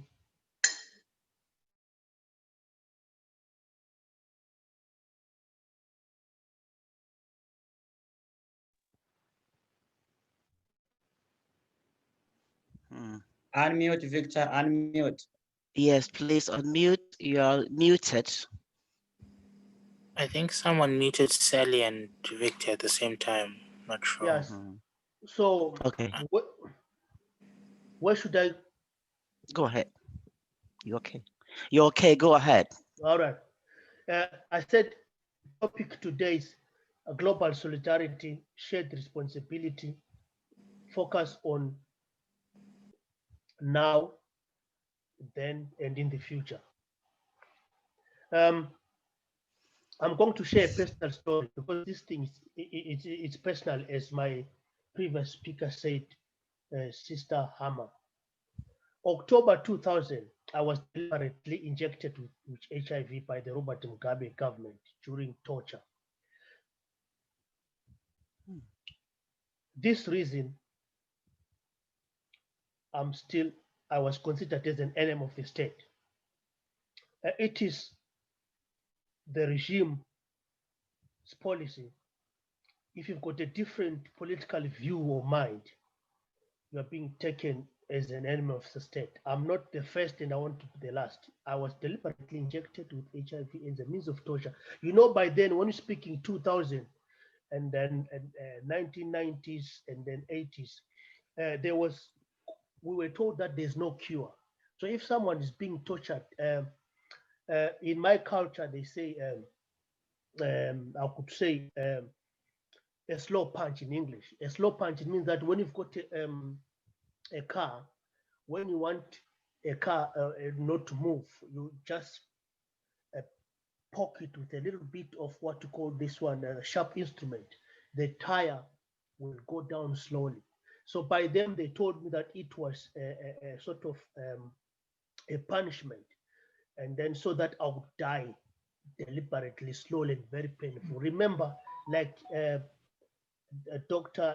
Mpof said, we had no medication by then in Zimbabwe. There was no medication. And it was very serious. And then we could find out a lot of people, as I'm speaking, they are still in a similar situation, that they are being raped, they are being injected with HIV as a means of torture, like a weapon of war. Not only in Zimbabwe, but all over Africa. It's being witnessed. That is what they are doing currently. So for me, it is really personal. And one other issue is that I would like to thank the previous speaker for coming out so young, and especially in Africa. I'm saying this now because I've been in this they call them the medication from 2004. I've been into this medication. My HIV is not detectable. I'm just like anybody else because I'm following what you call the medication. And then I feel for those people who passed away, because here, even in UK, where it's a pastor, I don't want to name the churches, but there's some other churches. I was one of those people who were told that you should not take your medication, the prayer will heal you. But I did not go with. But I know a lot of people who took the pastor's advice. As I'm speaking now, we lost brothers and sisters, they died because of lack of knowledge. And like the young lady said, that you feel that you are going to be healed, especially in my situation. This thing was, people say that you can contact HIV through sex misbehavior or in the barber shop or stuff. Mine, it was deliberately as a means of torture. So you could find out the stigma and the pain. It confuses you. And then in addition to that, because of the issues I was going through, the trauma, the torture, I ended up having some issues with authorities here, like drinking and driving, stuff like that. And some of the crime I did not commit, I ended up going to prison. So when you go to prison, I'm telling you, the situation becomes even worse, because the prisoners there, they are not educated. The prisoners, they think that if you are HIV, it means like you are like someone who's got tuberculosis. It's like it's a airborne disease. It's where if you can cough, or if you touch somebody, or if you touch somebody's scalp like this, it means you will infect them. So you become so vulnerable that they beat you, they spat at you. If you report to the authorities, remember you're black and you are a refugee and you are foreign. So this is the reason why when I came out of prison, I decided to form this company, African Global Voices for Social Justice. That is 2017. And it represents such aspects of the issues that you could find out that as I'm speaking, there are people in prison right now who are suffering, the double suffer. And some of them, they're innocent. Most of them, like me, I was innocent of the crime, the actual crime, which they said I was innocent of that. But because of the social and criminal justice here unfair, that's the issue, end up in prison. Right. On that note, as I said, I grew up in the villages, like Dr. Sithokozile said. I lost my, I had 6 sisters. I lost 5 of them because of HIV in the 1980s, 90s, and early 2000s. The reason was that by then it was a taboo, like what the young lady said. Nobody could speak of it, because once you've got HIV in the villages where I come from, I don't blame my sisters, because they had to hide. They couldn't speak. So there was no medication, or even if the medication was there, people had no knowledge to take the medication. So fortunate enough, I've got left only one sister. You see, so that one sister also, she was born 1976. She's also HIV positive, but lucky enough, she's now taking the medication. So those are the issues we face. The stigma, racial abuse, not being believed. it causes a lot of misunderstanding and disturbance in your mind. And then I should echo what others have said. You see, when you are in the situation I am in, you have to fake confidence, have a thick skin, and then keep up appearances for the fear of the stigma. And then we as Africans, as I said, I'm 56 now. When I was growing up, we were told that men don't cry. You see, if you cry, you're not a man. So, but inyembe zendo as well as fuben, meaning that the man, when he cries, his tears must be inside his heart, so that you should not be seen as a weak person. So such aspects, they end up a lot of people committing suicide. I've known a lot of people who have died. So this is the reason why we advocate, speak for them. Some people have got no courage to come and speak. It's not because of them, it's because of the situation they're through. So that's why I'm speaking on behalf of other people.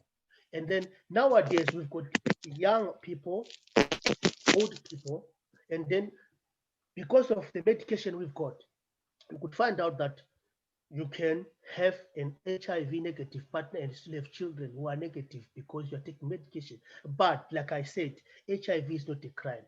You have to educate yourself. You have to tell your partner that you are HIV positive. Like my sister, young sister said, some people take the advantage that that person infected me also because you have come out. So this is the reason some of the people are not coming up. Now, I would like to end with like a positive note that I was watching the news. Elton John, we mentioned Elton John has got a foundation here for HIV in UK.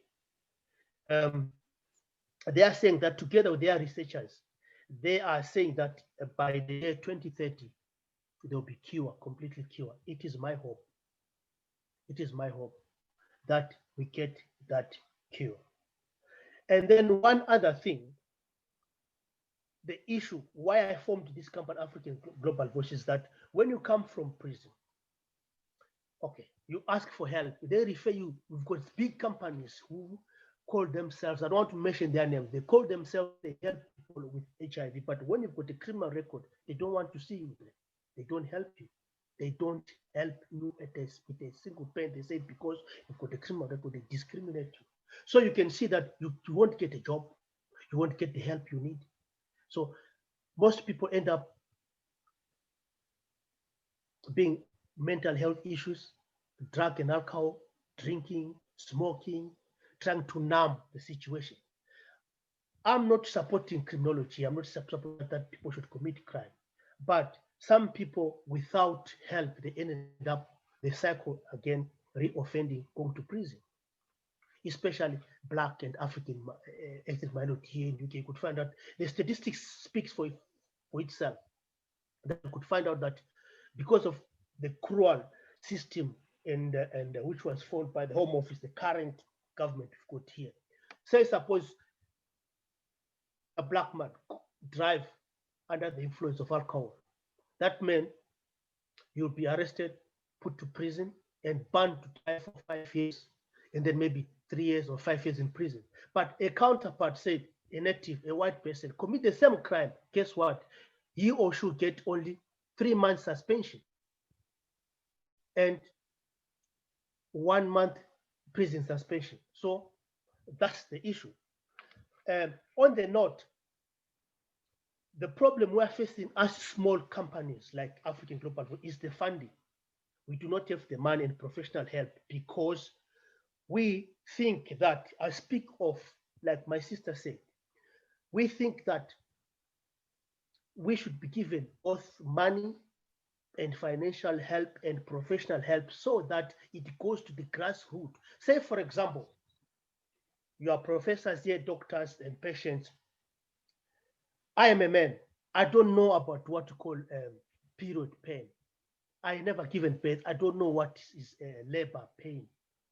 So who am I to speak for a woman who has gone through period pain, who has got labor pain better than me? She's the one who can speak. So the reason I say that is that there are the issues that the people who are walking the walk, living with them day in, day out. Yes, we need professional help. People, they start, they've got professors, they've got researchers. Yes, theoretically, please, I don't want to be caught out of context here. Theoretically, they're the best because they're the ones they find out. But practically, feeling the pain, day in, day out, living that aspect, it's really difficult. That's why you find out that I'm calling upon today. It's taken me far too long, but I have to, because you could find out there are young people there, very young people, men, especially men. I speak on behalf of the men. They don't want to come out. Not, I don't blame them. It's because of the situation and because of the culture. As our culture, especially African culture, we're told that if you're a man, like you say, you must die from inside. You mustn't talk about it. But I'm free here that if there's anyone who's hearing me, it could be 18 years old, it could be 23, could come forward. I could help you. I'll mentor you. I'll talk to you. And then together, we work together. Because not only men and women, because at the end of the day, we are here to help each other. Yes, we can take medication. We've got problems here. We could find out that if I can go back to say the theme of the day is global solidarity, shared responsibility, focusing on now, then, and in the future. We've got a lot of people, I know some, a lot of them, which I work with African Global Voices.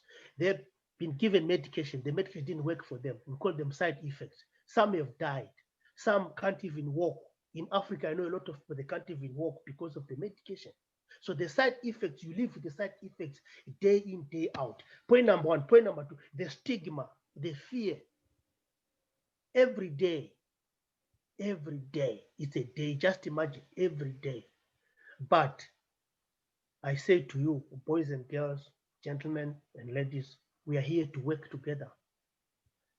Us men, especially men, I've got a problem because it took me too long to come out. But what I'm saying is that because of that aspect, that knowledge of fear, like I was just doing a little bit of research. I've seen the other one called International Women HIV Support Group. We don't have that. We should, us as men, come up and help each other. But there'll be no one if we are being fearful. We don't want to come out. That is what I can simply say. If you've got any questions, I just put my contact there. It's Ndaba Victor, African Global Voices Limited.co.uk. I'm free at any time.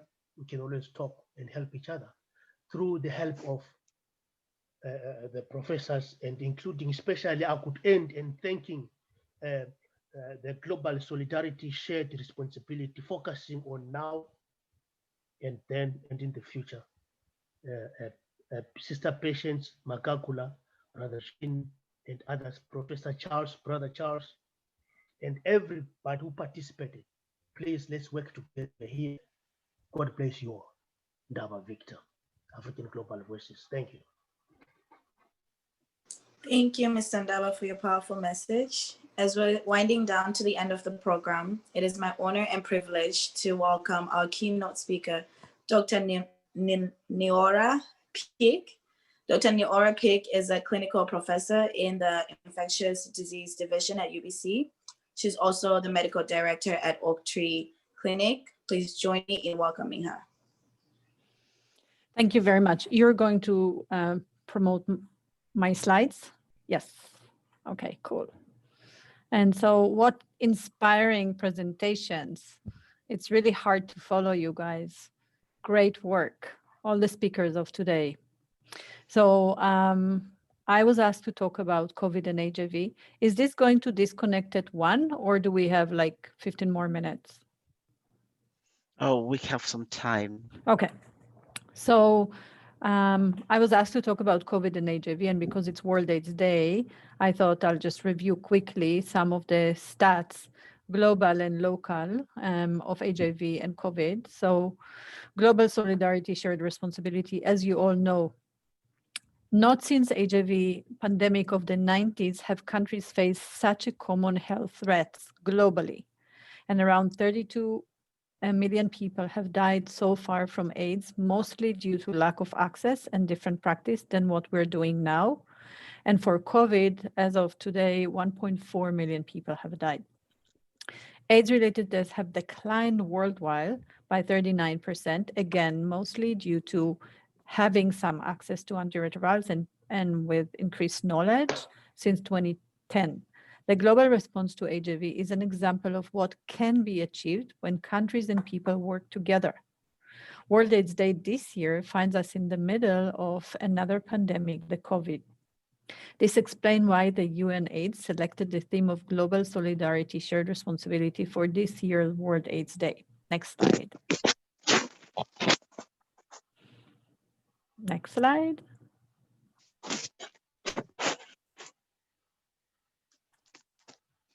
I don't have any access to changing the slides. Yeah, thank you. So globally, there's 38 million people living with HIV at the moment. Over half of them are women, as you can see from the 19.2 millions. People newly infected in 2019, 1.7 million, out of which 150,000 are children. This is, as you can see in the graph, the pink graph on the right, 23% decline in new infections. So we are doing good, but the target was this small dot on the right, the yellow dot in that pink graph. That was supposed to be the target for 2020, and we are not there. So we are doing much better on a global perspective, but we're not at the target that was meant for 2020. As far as AIDS-related deaths, as you can see, about 690,000, and children living with HIV, 1.8 million at the moment, but only 53% of the children have access to art. So we have a lot more work to do.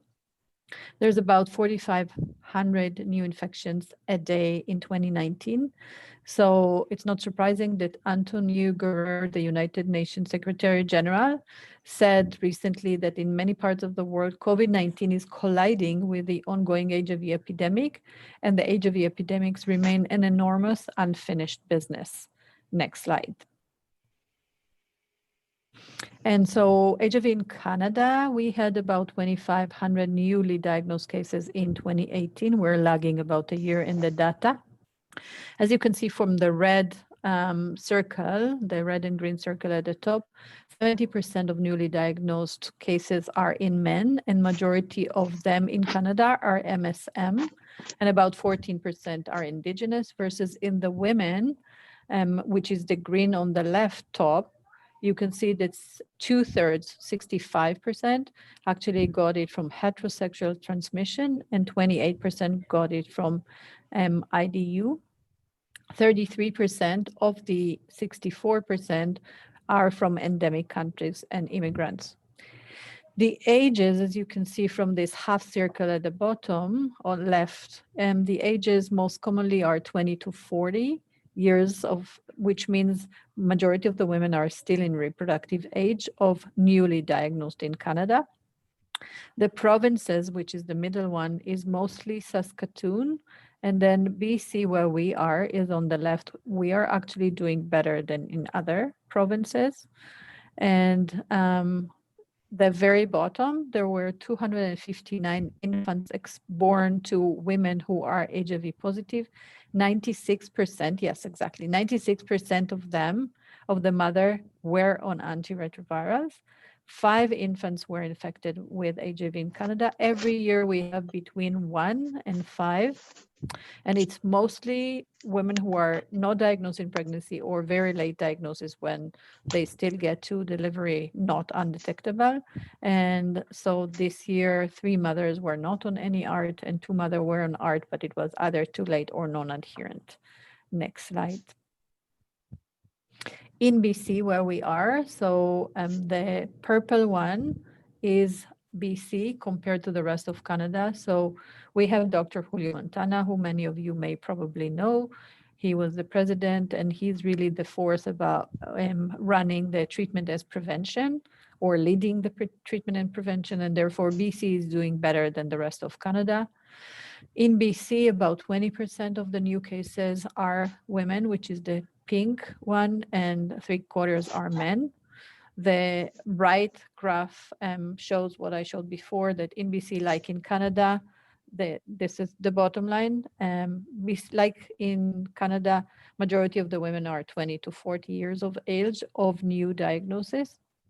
And in BC, there's in the left bottom, there's overrepresentation of Indigenous women compared to men and compared to Caucasians in new diagnosis. Next slide.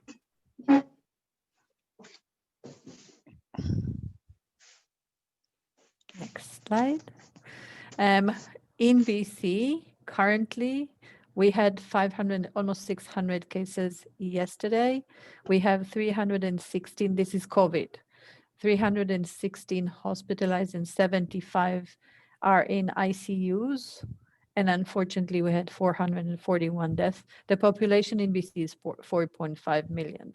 And we have 23,000 that have recovered. And at the moment, we have 8,855 active cases. So we are in the second wave, and we're on half lockdown, and and as you can see at the very top title, globally, confirmed cases of COVID-19 so far has been 62.7 million, based on the great database from Johns Hopkins COVID Resource Center. Next slide. So COVID and HIV epidemic, both COVID and HIV take incredible expertise, collaboration, and dedication from all levels of society to track, understand, treat, and prevent COVID. All of the interventions that help contain and manage HIV are critical in ensuring that no country, regardless of development status, and no population, especially those that face stigma and battle to access healthcare services, are left behind. The capacity to conduct studies are well established as a result of decades of HIV research.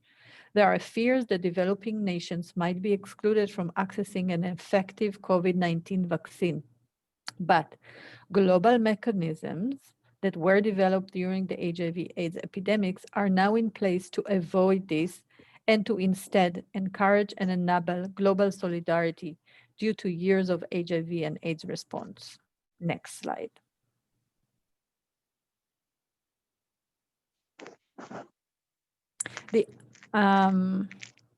The unprecedented effort on the part of private industry in the COVID-19 medications and vaccine response shines a light on what can be achieved when all interested parties engage. The HIV and TB vaccine endeavor need a similar effort. We must prepare now collectively across countries and across all levels of society, grounded in lessons learned from the HIV and AIDS epidemic and what we are gaining the knowledge now from COVID-19. An important truth of the HIV epidemic is that it doesn't discriminate. No infectious disease stops at any borders, and everybody is at risk of being infected or affected. Because of this, we need to continue to work together on a global scale, knowing that no one is safe until everyone is safe. On this day, as we reflect on those we've lost to HIV and AIDS, and also COVID-19, we renew our commitment to work with our wide and diverse stakeholder communities to continue making positive changes across the globe. Next slide. So, is HIV a risk factor for severe COVID-19? Data has been accumulating and conflicting. So I've brought some that I think represent where we are now. There's this study, overall 33 million COVID cases reported worldwide and more than 1 million deaths, but positive people living with HIV have greater comorbidity burden compared with their HIV negative controls. This excess burden is multifactorial, including related to HIV infected, lifestyle and demographic factors, and long-term heart toxicity. Both HIV and COVID-19 disproportionately affect racial minorities and vulnerable and marginalized groups, putting them at risk for adverse outcome. So in this study, which is number 1 at the bottom, Park and it studied VA with HIV. So this is from the US, over 30,000 people this is the VA hospital, were tested for COVID-19 and compared to those in the VA system that were HIV negative. So compared with age, sex, and race matched HIV negative controls. What they found was that people living with HIV, most were on antiretrovirals and suppressed, were tested more because the people who tested them thought that any symptoms can be COVID. So they were tested more, but in spite of the fact they were tested more, they did not have any higher risk of test positivity results, like 9.7% versus 10%, rate of hospitalization or death, all compared to people with HIV. So they did not have any higher rates of positivity. And similar findings were found from the retrospective studies from New York, both limited to hospitalized patients though. Next slide. So with some conflicting data, there were some studies from South Africa that showed that people with HIV who have TB as well may have more severe COVID. And so with all these conflicting yes, no, there was this meta-analysis which looked at the first 6 months of HIV COVID co-infection outcomes, and you have the reference at the bottom. And so they looked at all the reports from January to July 2020, and they have about 7,000 individual. And so basically what they wanted to know is the question, does HIV increase the risk? And the summary is that the current review looks at quality and access to antiretroviral regimens, and people with HIV taken together of all these studies indicate that HIV infections may be associated with increased risk of COVID, but comorbidities appear to play a larger role than the HIV-specific variables in the outcomes. That means if people have only HIV and don't have any other comorbidities such as hypertension, diabetes, cardiovascular disease, COPD, etc., then the HIV by itself does not increase the risk for more severe COVID. But if they do have other comorbidities, then like in the non-HIV, these comorbidities increase the risk for more severe COVID, basically. Next slide. So there have been developed new guidelines. So the next 2 slides are talking about that. And so there's a reference at the bottom. Sorry that it's kind of, you can see it very clearly, but in the current reports, people with above the age of 60 and people who have diabetes, hypertension, cardiovascular, pulmonary, obesity were at high risk. And some people, thus, until more is known, we should take extra precautions, especially for people who have these other comorbidities or people above the age of 60. What we need to make sure is that people living with HIV have enough art supply and medications, that they keep their vaccinations up to date, especially the influenza vaccine this year is really important, and make sure everybody is up to date with their pneumococcal or Prevnar vaccines because of the COVID respiratory symptoms, and follow the recommendations of the US BC CDC of the US, because it changes all the time. Now, sometimes we're asked if persons should switch their regimens while we're in COVID. Ideally, we should delay any switch because we try to be as simple and limited the access to pharmacies, access to medical appointments, etc. So unless it's urgent or there's significant side effects, we try not to change regimens at this time. We hope that we will have vaccines available in the next 6 months, and most switches, again, unless there's significant side effects, can wait 6 months or until we have the vaccine. The other question is at the beginning of the COVID, there were some reports that some medication like Calitra, which is a PI, one of the antiretroviral medications, may help with COVID. And then they did all these studies, and to date, this wasn't proved to be true or the case. So, however, it has been shown that to be undetectable with good CD4 is helpful. And so we continue with the antiretrovirals. And then if you do get sick, don't stop the antiretrovirals, continue with your antiretrovirals, even if you're hospitalized, because that has been shown to be significant, and try to keep as healthy as you can, as in this diagram, basically. Next slide. Factors associated, we talked about the comorbidities. What they saw in the States is that people are so focused on COVID that sometimes, like, the presentation clinical symptoms of acute HIV can actually be respiratory symptoms, fever, weight loss, etc.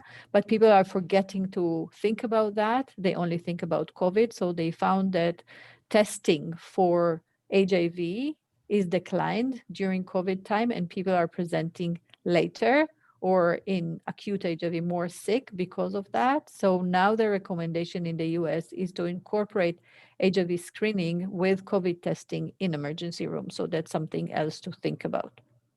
Next slide.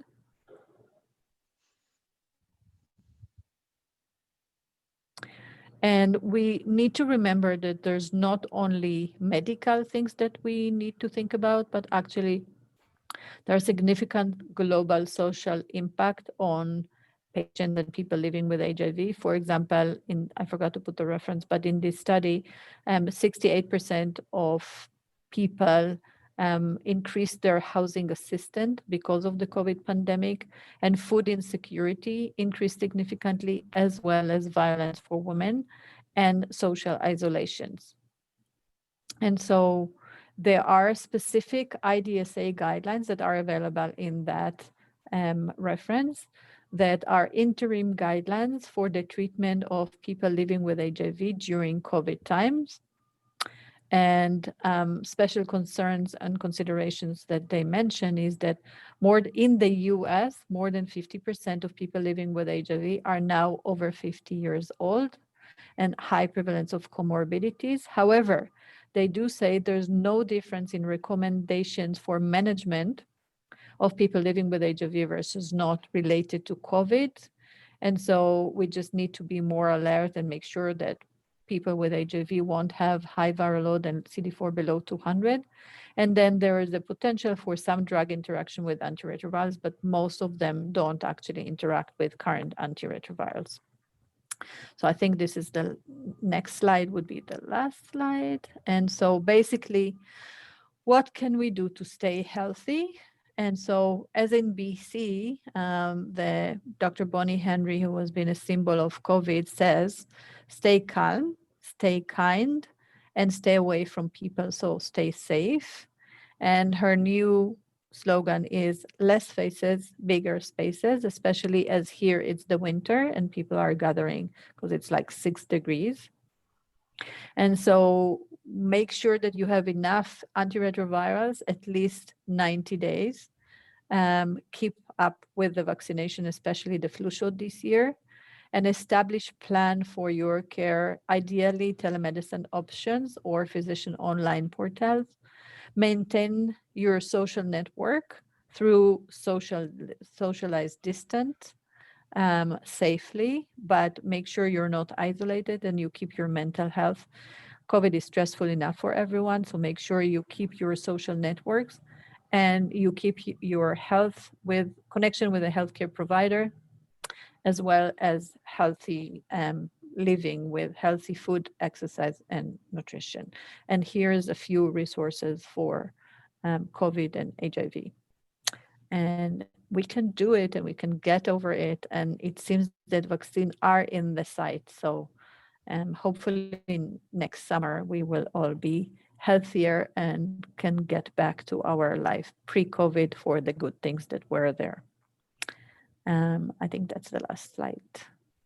So thank you very much for inviting me.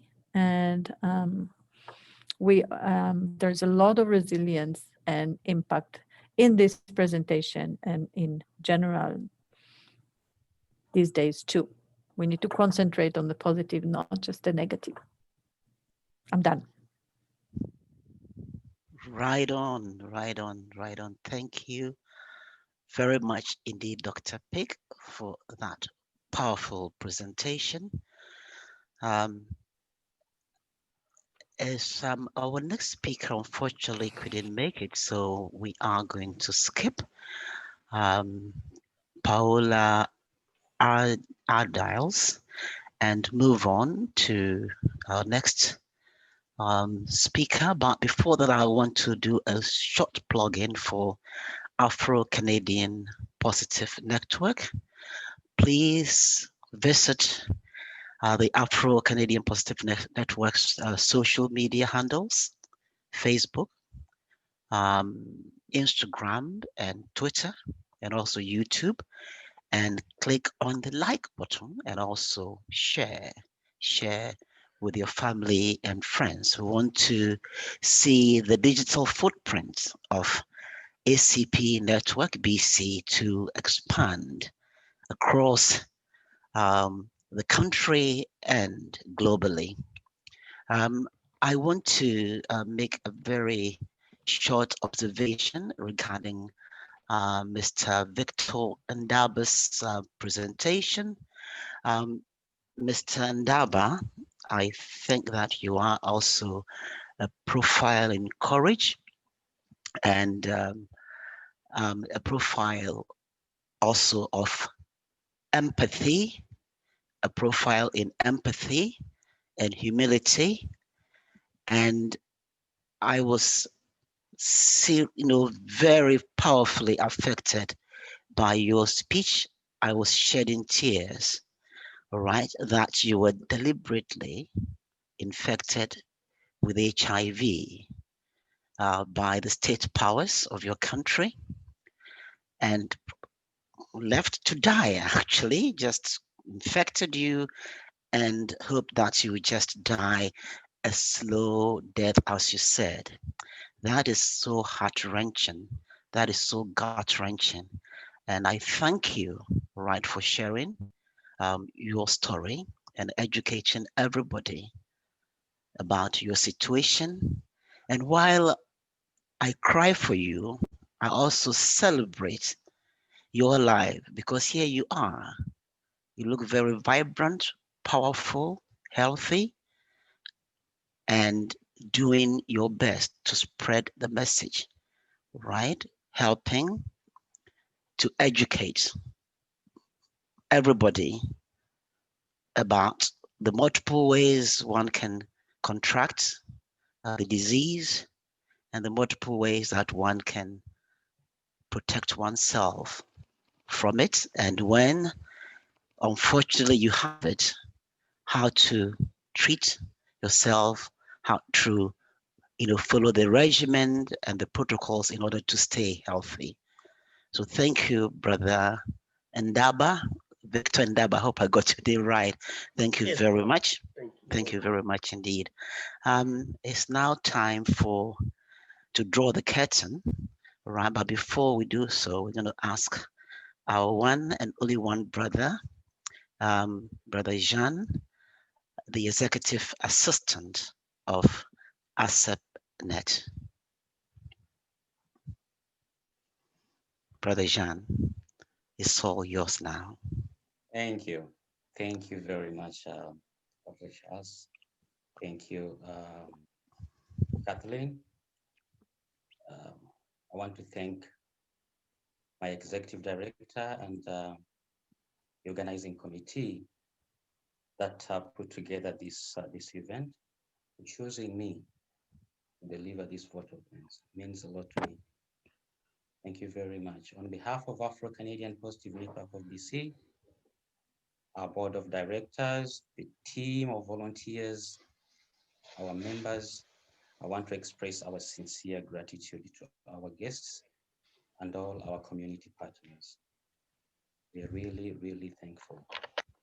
I would also like to thank all our speakers for great words of encouragement, the wisdom and experience. Thank you, Dr. Picks, for being there for us from day one.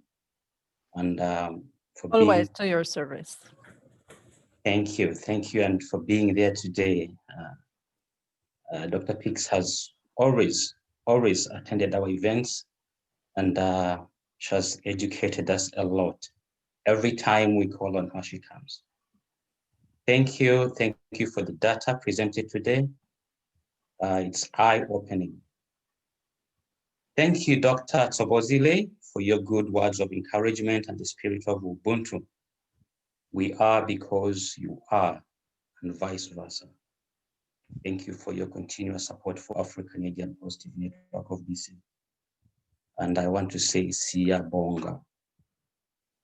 I would also like to thank my sister Hamah Nsubuga, for your courage as a young lady in Uganda who managed to stand up and educate others about HIV.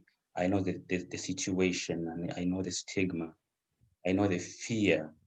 Your story is really, really touching, and it's a confirmation that the end of the tunnel is closer and the light is visible. We had Tezra Lutaya, who could not speak, but she was present and she tried, and the connection was not going through. If I tell you about Tezra is a daughter of late Philly Bongole Lutaya, a Ugandan reggae artist. Lutaya is the first celebrity who came out to speak about his status. I think he's the first celebrity in Africa or maybe globally. He came out and talked about his status, and he started his activism in the 80s. I think it was 1987. And the daughter, Tezra, picked up the candle and is still lighting today. We missed her. The network was not good, but she's still doing the job. Thank you, Brother Victor Ndaba from African Global Voices in the UK. The story is really touching, and with everything that you went through, someone else would come out with the anger, but you came out with love, and now you're reaching out to other people, you're supporting, even though you did not get support, but you are supporting. Thank you very much. That is really, really touching. Also allow me to appreciate our community partners for the unceasing love. I will thank them, even those who did not attend. I know they will watch this event after. I want to thank Kamaljit. Kamaljit, I call you sister. I want to thank you and your entire team from Progressive Intercultural Community Society. Our meaning collaboration with you means a lot to our community. I thank Pacific AIDS Network for being a strong umbrella for us. I thank Sarah, the ED of Youth Co, and your board. Thank you very much. Thank you, Nathan. Nathan attended shortly and they left. Wonderful team from the University of Victoria. You're doing great in our community. I want to thank Andrea and the team from CGSE. We really appreciate your unceasing love. Thank you. Finally, I want to thank our wonderful board and team of volunteers for loving our community, for loving us. And a special thank you to you, Ashley. Ashley is the lady who made everything possible, that we can see each other, we can hear each other. Thank you for that magic.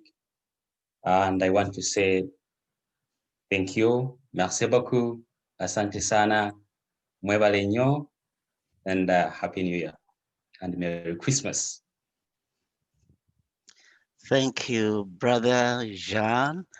Before we leave the cyber world to our various homes, any questions, any observations, any comments, remarks?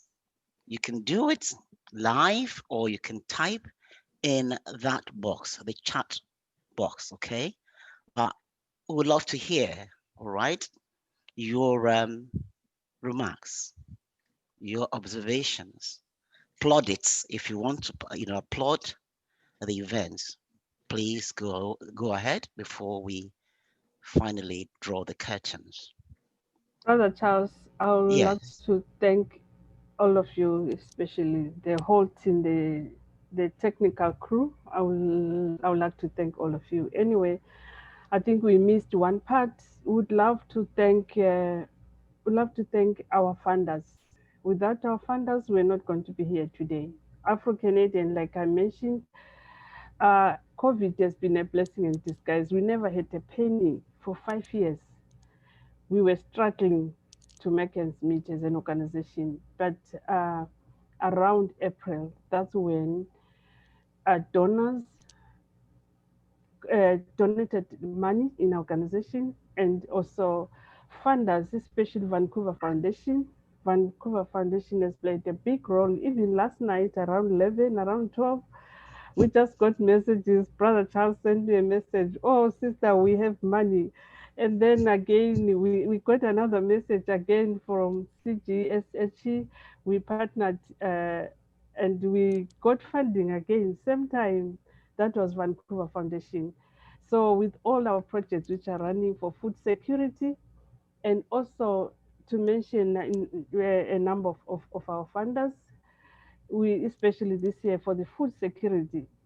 And as you know, we are all taking ARVs. It has been a challenge. We are living a life of robbing Peter to pay Paul. That means we never had enough money to buy food. So with all the funding we received this year, mostly it was food security. So we are distributing gift cards to our community, and our members are very happy because everybody has food on the table now. So we thank Vancouver Foundation for all the support they've given us. And also for the first time, Vancouver Foundation, among all the funders, they invited us to sit in one table to talk about the challenges we're facing and how best they could help. No funder has ever done that. We really salute all the support Vancouver Foundation has provided. And also, what do you call this, a breakfast club, and like what Jean mentioned, all those funders, they've been there for us. We really, really appreciate. And without our board of directors, we weren't going to be here today as well. We also thank all our board of our board chair, Gabby, and also Kombi, Alicia, Gladys, and Patricia. They've worked so hard with that funding. It has not been easy for us. We're not going to exist up to today, but the board kept us pushing us all the time, and they kept all the support. We really thank all of you. Anyway, sorry, Brother Chin, I've taken your part. I really wanted to emphasize the funders, like to provide the support. We were not going to be here anyway with all our funders. So we thank you so much. And we are a team of volunteers. From day one, we've been volunteering, and we really thank what has been happening this year. For sure, it's our time. Anyway, we can manage to support our community as needed. Thank you. And Merry Christmas, all of you whom we are not going to see each other. Anyway, Merry Christmas and Happy New Year. Thank you, sister. I have some comments in the chat room, so let me see if I can share them with you. So Kathleen Inglis, right? Fantastic event. Oh, somebody, okay, fantastic event. Oh, I lost that one. Okay. Okay, Alicia Barata, right? Thank you so much to all of the organizers and speakers. This was a wonderful way to commemorate this important day globally. And then Dr. Ngozi writes, a beautiful commemoration. Good job. Keep adding the comments or speak up, all right? And I also want to add to the thank you message to our one and only one able, energetic, creative web mistress, social media engineer, and that is Sister Ashley Nicole. We are so thankful to you. You are so good, so self-sacrificing, so empathic, and so very helpful. We are lucky we have you. We are lucky we have you. You are a gem. You're rare. All right. Thank you. Okay, let's hear more. Okay, I think somebody is putting something here. So let me read. Yes, Sunita, Parasha, right. Thank you for your leadership, patience, and thank you to all of the inspiring and informative presenters who contributed to this important event. ACPNet does life-changing work. Keep up the amazing work. Very good. Let's hear more. Yes, let's hear more.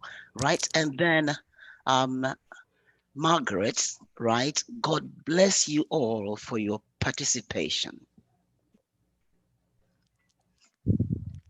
And Brother Charles, yes, can I say something about Sister Margaret? I'm here, I didn't know that she was here. Anyway. Okay, all right, go Sister ahead. Margaret, we had so many challenges. There was a time we didn't even know what was going to happen with us, and she donated, like, she's our sponsor. She donated like some money for rent, like 5 months, and we managed to bring our people together in one office along Wali. So she contributed a lot, and we really want to salute her. And also thank you so much, sister, for the support, for standing strong with us, and also Better Collective.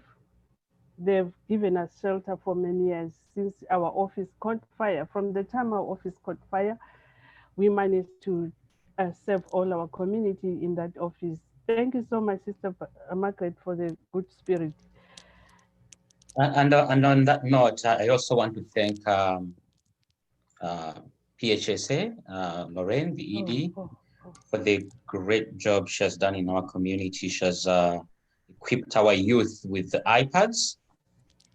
And so when you see the poem of Winona, it was the iPad from PHSA that she was doing her rehearsals on.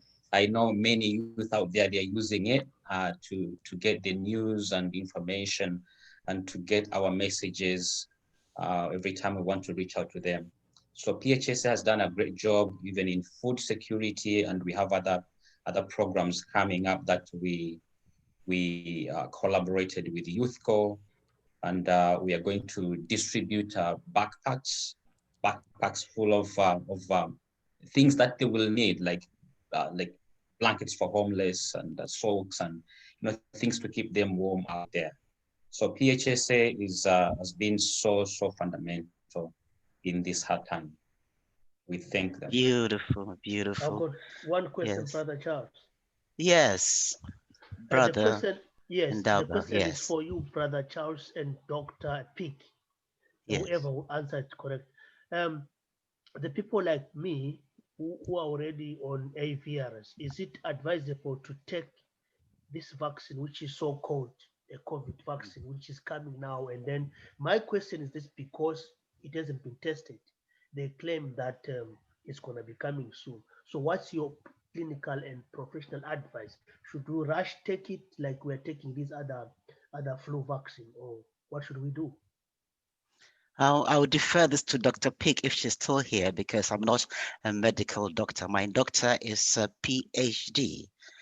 That is she left her email address here. If you can, send that question to that email. Okay. All right. And Brother David Ndaba writes, he has his contact information here. So if anybody wants to contact him, it's African Global Voices Limited co, the UK. All right. So if you want to get in touch with him, that is his email address. And then Kamal Jit Right. Thank you for organizing this great event. I found it very important information and great work. And then I got, somebody is writing the email address of Dr. Neora Pick, which is npick@cw.bc.ca. All right, so yes, any further comments, any further information sharing? Any remarks, any observations? Okay, somebody is asking, can we light the candles? That is Ashley. Nicole asking if we could light the candles. That would be a wonderful thing to do. How do we do the lightening? So from our individual homes? Oh, okay. All right. Okay. I was going to say, I don't have a candle ready. And Charles, through the magic of the internet, we can also light a virtual candle. Oh, right. Okay. I didn't know about that. That's a good one. Yeah, Yeah, it is. That is a good one. Okay, let me see if I can do that. So Oh, I'm gonna virtually light this one, and here we are. Yeah. Oh, nice. Can you light so many of them, like splashing like candles all over the place? Globally. Are there Yeah. some that are like that? That is really nice. That is really, really nice. Okay, let me look if I can. So it's called virtual candles, is that it? Virtual candle. Candle. Yeah. It looks like, oh, it's gonna work, hopefully. Okay, I'm too tickled by this. Okay, so let's see here. Okay. All right. Can you guys see mine? Not yet. Yeah, those ones. Can you see mine? You have many, right? Yes. Oh, it's disappeared. Yes, I have I many. love Yes. it. What a great idea. Yes, it is a superb idea. Oh, nice. And then before we go, I'd like to play the commemoration video one more time. Yeah. If we could.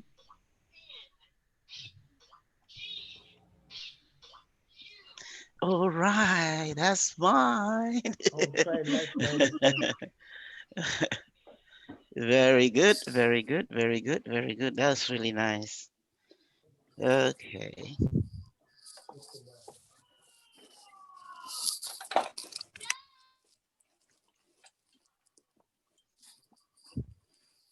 Yeah, that's right. That's Alicia's own candles. I like that too. You have more than I had. Why did you get more than me? Put them on. I'm on my cell phone. I can't go there. Right. Nice. Beautiful. Lovely. I really love this thing. Today's event has been really powerful and enlightening. I learned quite a lot today. I hope everybody did as well. That's very good. Bringing everybody together, allies, affected and infected, empathizers, supporters, funders. It's really powerful, powerful.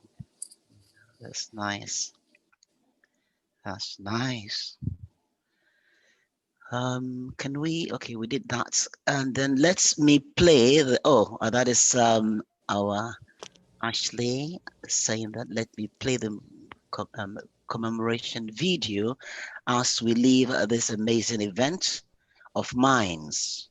Very good. Thank you all for sharing your stories. That is Ashley writing in the chat room.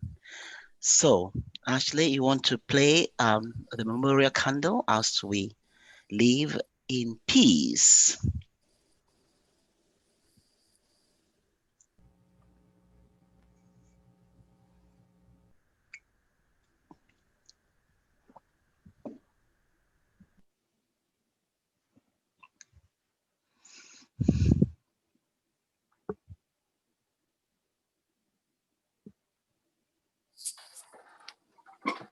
There's no volume. I'm sorry, I have a small boy in the background. Yeah.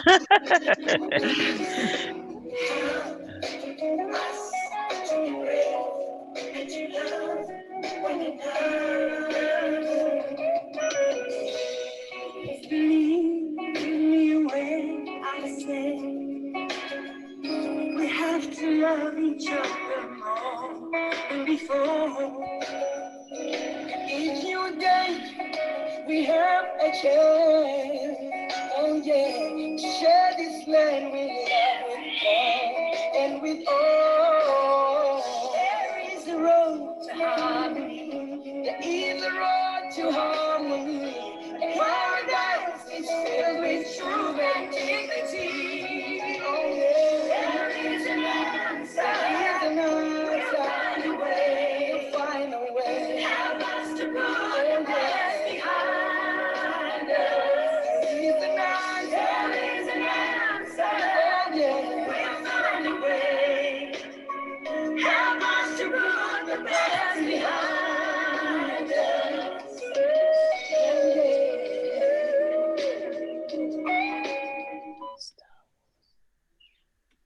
Wonderful, wonderful, wonderful, wonderful. I want to remind all of us as global citizens to think always about how our actions and indeed inactions affect and are affected by the actions and inactions of fellow global citizens, wherever they may be. And that everything that we do, all our actions and behaviors, we must have that keen awareness that we all are in this together. Directly or indirectly, we are affected, all right? And we need to have that empathy, the ability to put ourselves in the shoes of others in order to help us move forward, to solve the problems that we encounter, the challenges that we encounter every day. So at this juncture, with my hands on my heart, I end this event with our usual Asante sana, Kwaheri, 1, 2 wazuri, beautiful people. Na Mungu Thank you. akubariki sana. There we go. Lovely. Thank you very much indeed. Thank you. Thank you so much, Thank you, everyone. all Thank of you. us. Goodbye now. Bye. Thank you. Thank